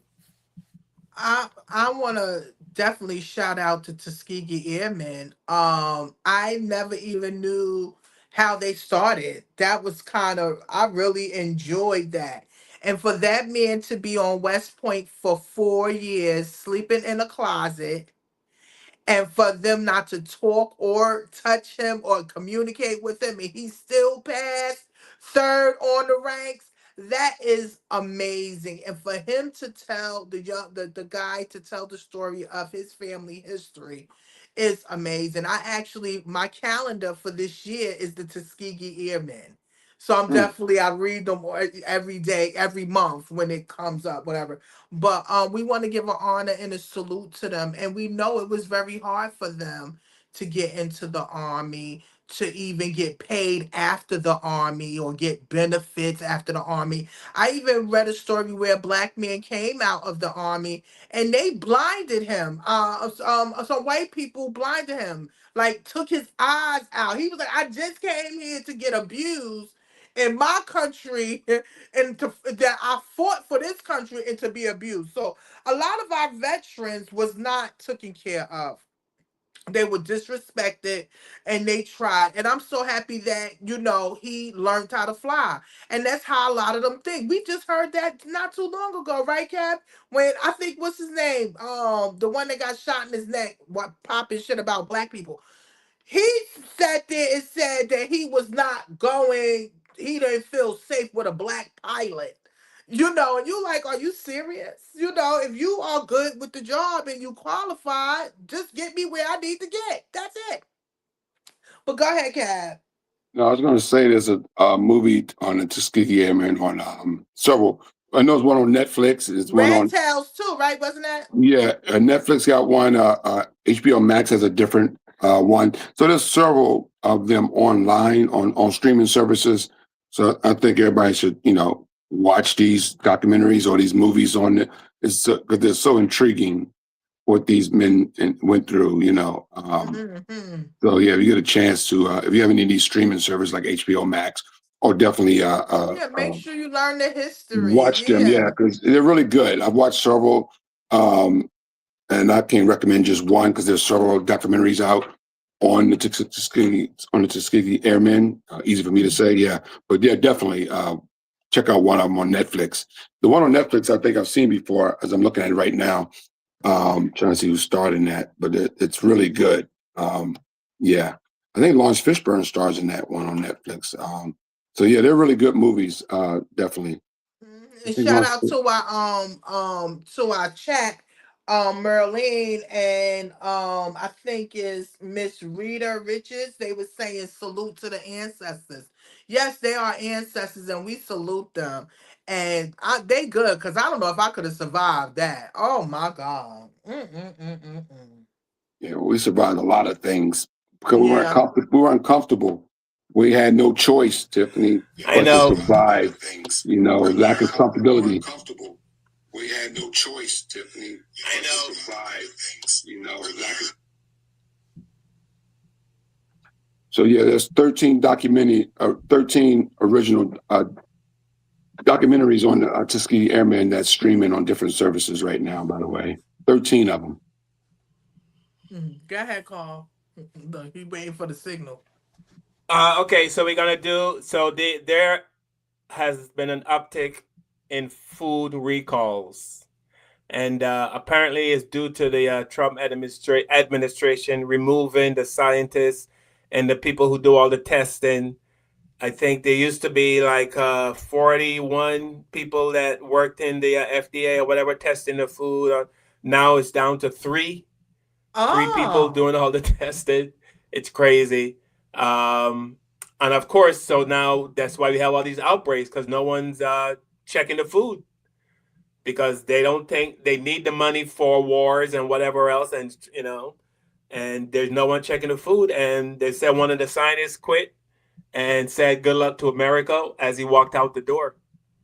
And a lot of these people that were fired also So that's were. why we have now jalapeno peppers. People are dying after eating spinach, lettuce, chicken, eggs, beef. There's a whole lot of, and we need to pay attention. Blueberries, raspberries. I keep seeing this comment in most of my posts. I'm Dr. Kim, your pharmacist. I get it. All of the recalls on eggs, lettuce, fruit, meat, soft cheeses, they're everywhere. But we're getting better at finding outbreaks. So the CDC has surveillance systems. One is called FoodNet to track foodborne illnesses. PostNet uses DNA fingerprinting to connect cases that might be happening in completely different places. So on one hand, we're getting better at connecting the dots, which we didn't do years ago. Now, present day, let me just say there are some issues with our food supply and the adverse events that we're seeing. Back in 2025, FoodNet made some changes. They used to mandatory track, actively surveil 8 pathogens in our foodborne illnesses. That went down to 2, making the other 6 optional, and Cyclospora was one of them. The takeaway is we're detecting more, information is reaching us faster, and there are real food and product outbreaks and recalls. So pay attention to the headlines instead of feeling powerless and fearful. Make sure you're in the know. Follow me if you haven't, because I'm going to keep you updated. But leave in the comments your thoughts. But this has been your Vitamin K, here to keep you safe. So the FDA just upgraded a major egg recall to Class 1. It's the most serious level. That means there's a reasonable chance eating these eggs could cause serious illness or even death. Now, a lot of y'all probably remember a few months back I did a video about this recall. At the time, it was only voluntary. Now, FDA has raised it up to the most serious level. That's how serious I got, y'all. So now they dead serious. Got to get rid of these eggs. Ain't no more voluntary recall. This is level 1, the most serious recall it is when it pertains to the FDA recall list. Now, for y'all that don't know about it, Midwest Poetry Services, they recalled about 1.6 million dozen eggs. That's roughly 19 million individual eggs from 2 farms in Texas. The eggs were produced between July 6th and July 3rd, and with a sell by or best by dates from July 20th through August 17th. They've been distributed across multiple states, and they said if you have eggs with the carton codes P1, P-1950 or 0840962, and Julian dates between 157 and 184 printed on the side. Don't eat them. Throw them out or return them for a refund. They say salmonella contamination is the concern here, and with this volume, the risk is real. Stay safe out there, y'all, and check your fridge. If you didn't know, now you know, and knowing is half the battle. Love y'all. Be safe out there. Big Duke out. You already know. Thank me later. Food recalls are surging under RFK Jr. and Donald Trump in the second administration, and I want to run through all of the dozens and dozens of food recalls that we've seen since the start of Trump's second term. Now, just quick disclaimer, not all of these recalls remain in effect. These are since last January, and I encourage you to go to the FDA's website and look at each individual one for yourself. But let's begin. We have jalapenos, pastrami and corned beef, Argentinian beef, frozen blueberries and mixed berries, bacon, chicken noodle soup, 19 million eggs, iceberg lettuce, ready-to-eat chicken, Caesar wraps, infant formula, soft cheese, deli meat, dairy products, raw cheddar cheese. We've had powdered milk recalls, beef and pork products, fish products, ground beef, grilled chicken breast, ground beef, quiche, salted lamb, another infant formula recall, breakfast burritos, cauliflower, spinach pasta, turkey wraps, catfish, pepperoni pizzas, meat products, eggs, ham salad, frozen vegetable products, and it continues. Eggs, turkey bacon, meat sauce, beef, pork lard, and beef tallow, prepared pasta meals, pistachio cream, chicken products, smoked sausage, meat pies, chicken wraps, cucumbers, prosciutto, ground beef, white chicken chili, beef tallow, and frozen shakes. Here's the thing, recalls happen under any president. It's not a political issue. But experts have warned that recalls are surging under this administration. We're seeing more than usual because of cuts made to various critical programs, specifically to monitor programs that involve recalls. And also with RFK in charge, it's been difficult to say the least. Follow for more. With RFK in charge, it's been difficult to say the least. That's a long list.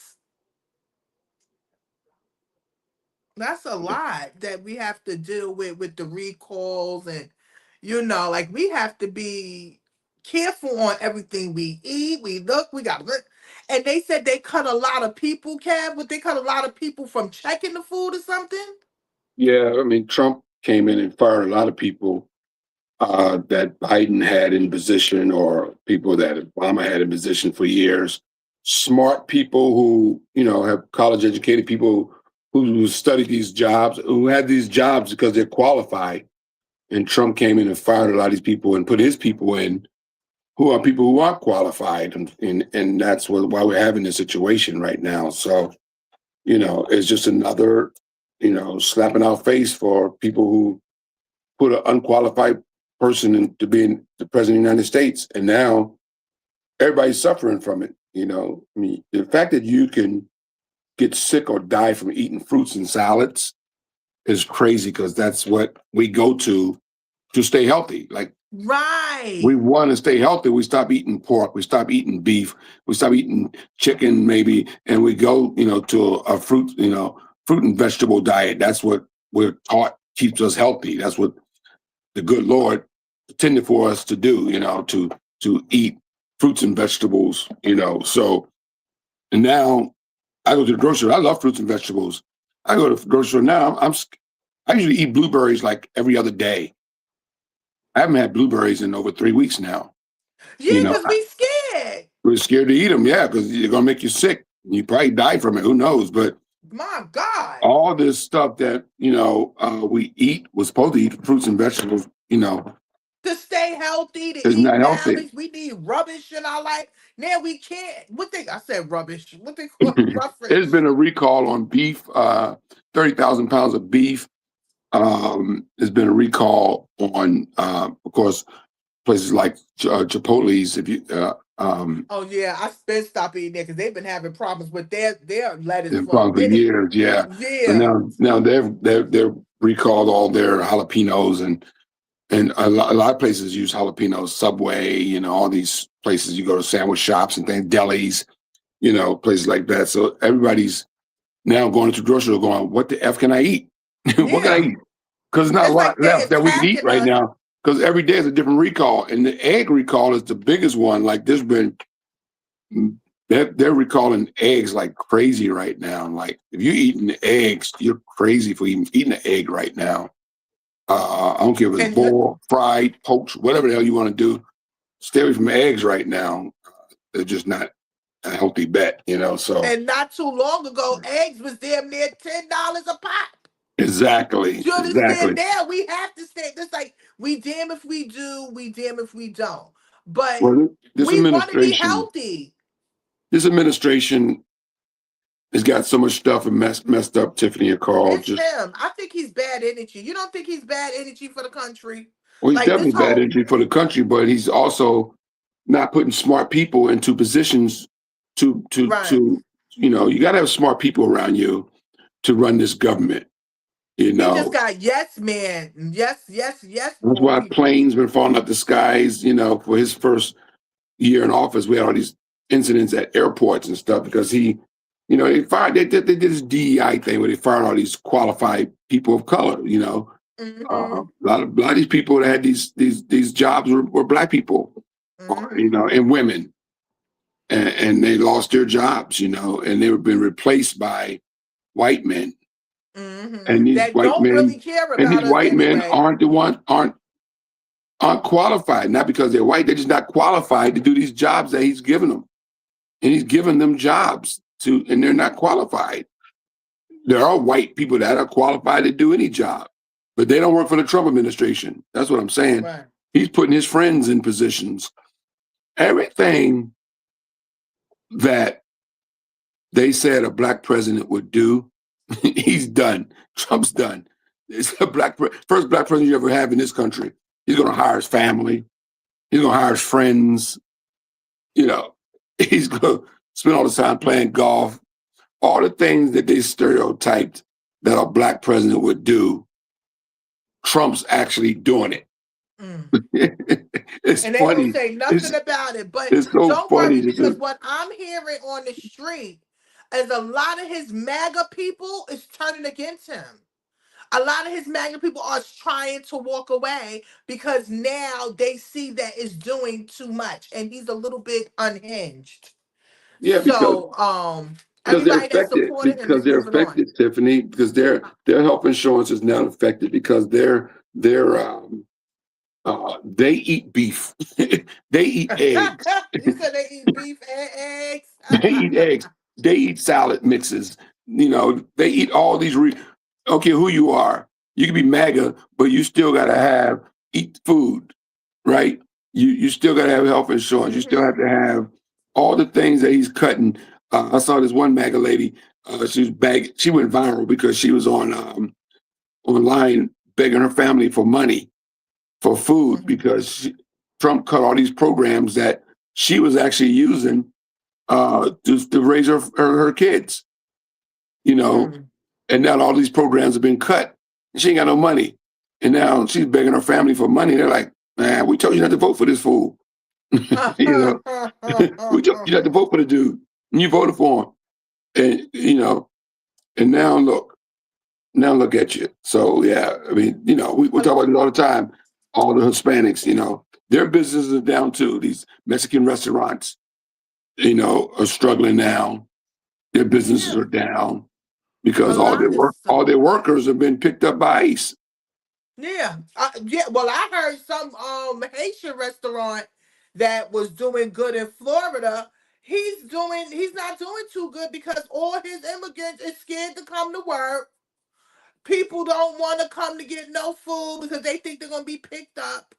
And my thing is, all of y'all turned your back. The Haitians, the Spanish, the Somalians, all of y'all was rooting for Trump. And what happened? Trump showed you what he really felt. He just needed your votes. Now, we already know how our white people roll. We've been dealing with them for hundreds of years. But y'all just don't get it. They do not care at all. Nope. Go, Paul.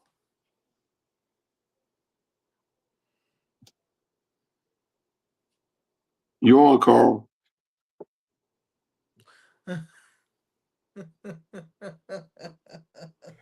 All right.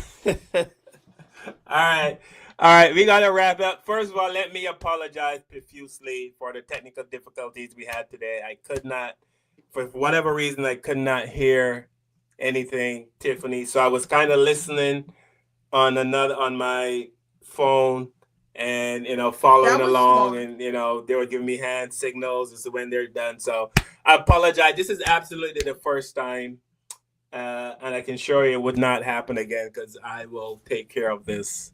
Um, so again, I want to thank everyone. Thank you, Tiffany. Thank you, Kevin, for putting up with me today.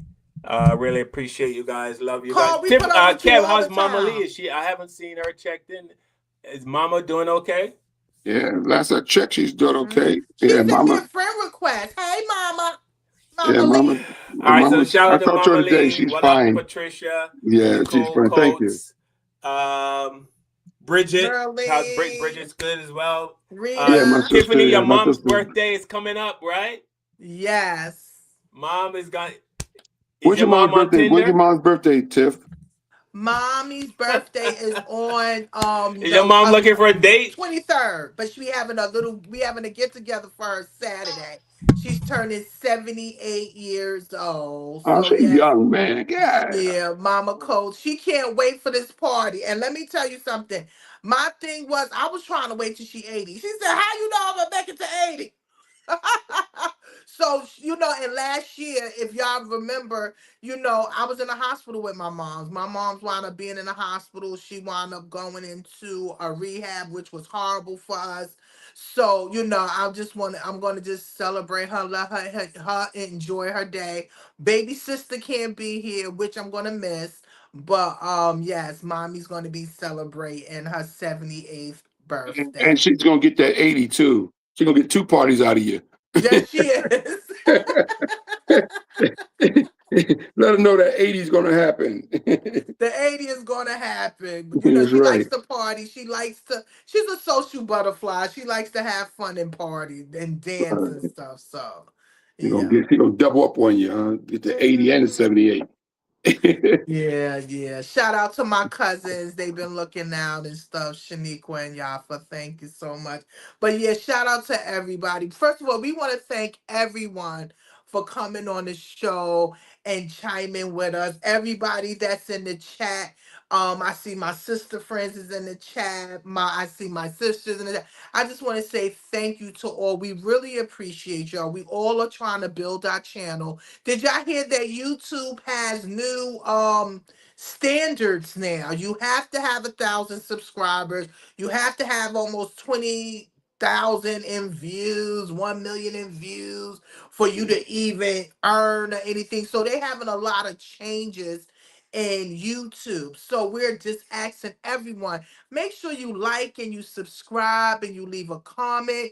You let us know what you think, how you feel, because we want to build this platform. We want it to go far.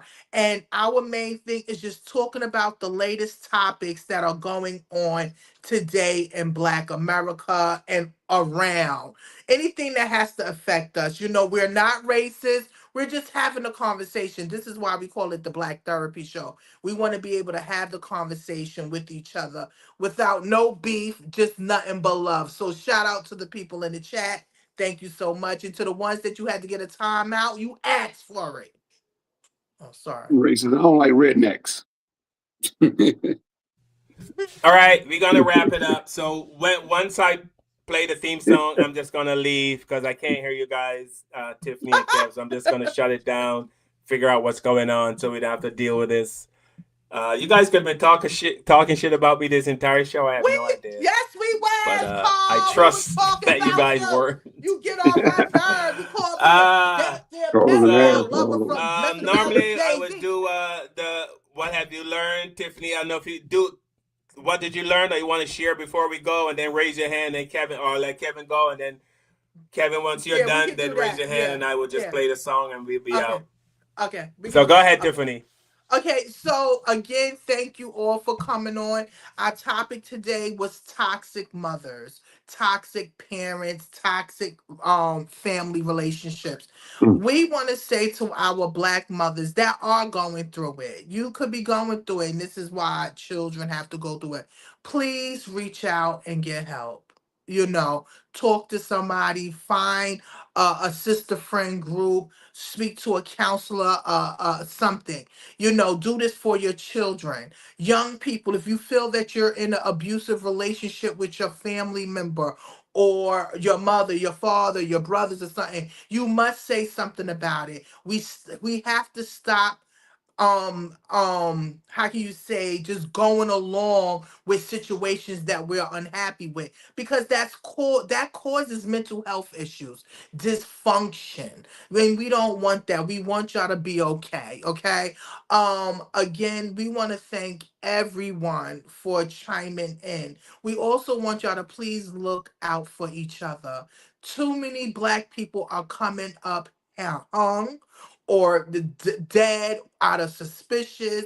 We still going through this Nolan Wells thing. So again, please be on point. Talk to your people. Talk to your children. Teach them history. Let them know what's going on. That same to the white people that's on this line.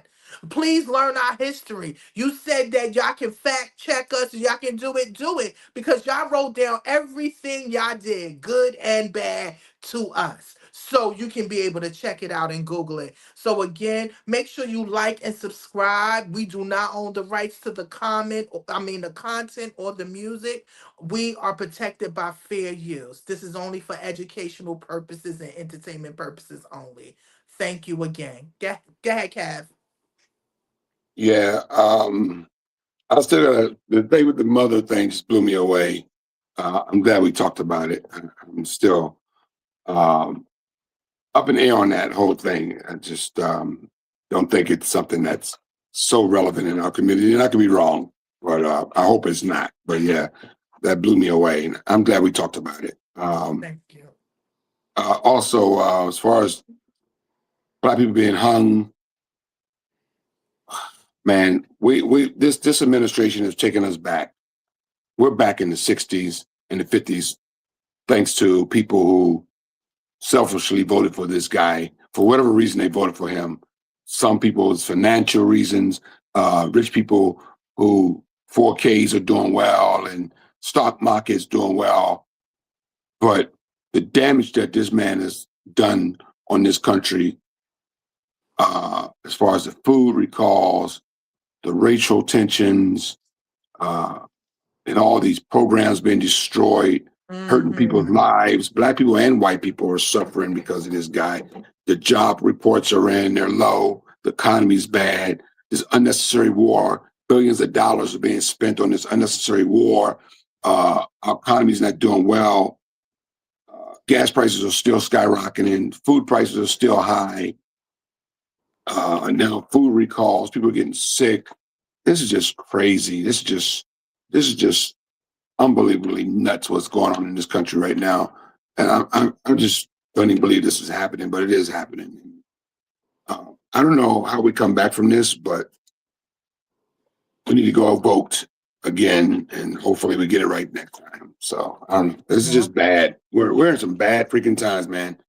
We've lived through a pandemic, and now we're living through a Trump administration, which is a dictatorship.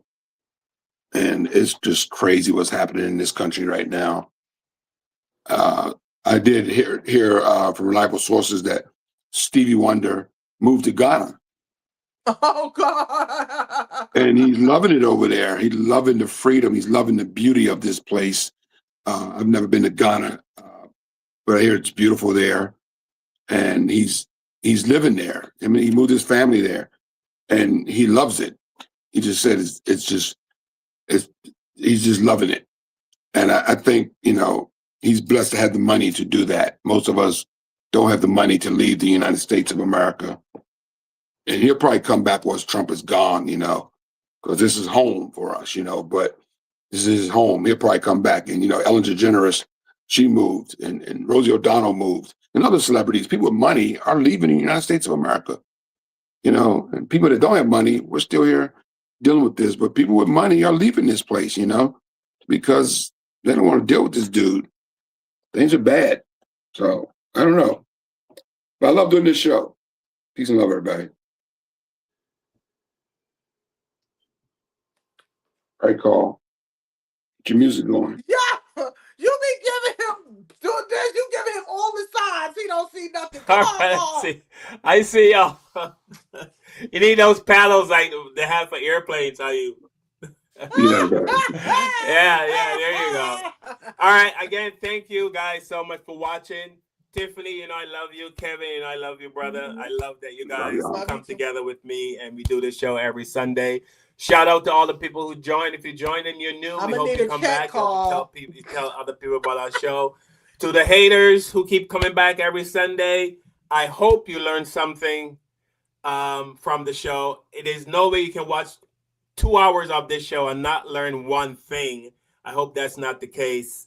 So I know there are haters out there and they see us as people who don't pull ourselves up by the bootstraps, as they say. We need to stop whining. One person said we're setting a bad example for young Black kids because we're teaching them to be not self-sufficient, that kind of thing. So, I mean, if that's what you get from the show, then you need to watch the show more, because I don't feel like we're whining. We're all doing pretty well, And Tell that guy to go enjoy his beef that we sandwich. sit at home and curl up in the ball and just come. No, we have very vibrant lives and we enjoy our lives, but there are just some things that need to be talked about, and people just want us to be silent. I have white friends that tell me, "Stop talking about racism. You're making it worse." That makes me want to talk more. That's right. It absolutely makes me want to talk more. But anyway, with that said, I'm going to play our song. The show's going to end. I'm going to shut everything down, fix this issue, and we'll be back next Sunday. Love you guys.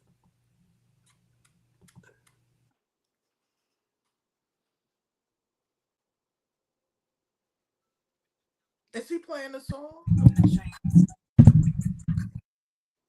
We got to wrap the song. We should do our own song. All right. Peace and love, everybody. Peace, peace, peace, peace, peace, peace, The peace. The Black Therapy Show. The Black Therapy Show. The black. You about to have to get my karaoke machine. Call Tiffany and watch it, Carl. You about to put your porn on right now. Oh, Carl, let's just say bye. Bye. I'm out. Bye. I'll see y'all. Bye. You can't hear it? I hear you. No? Bye. All right. All right, bye. Bye. It's crazy.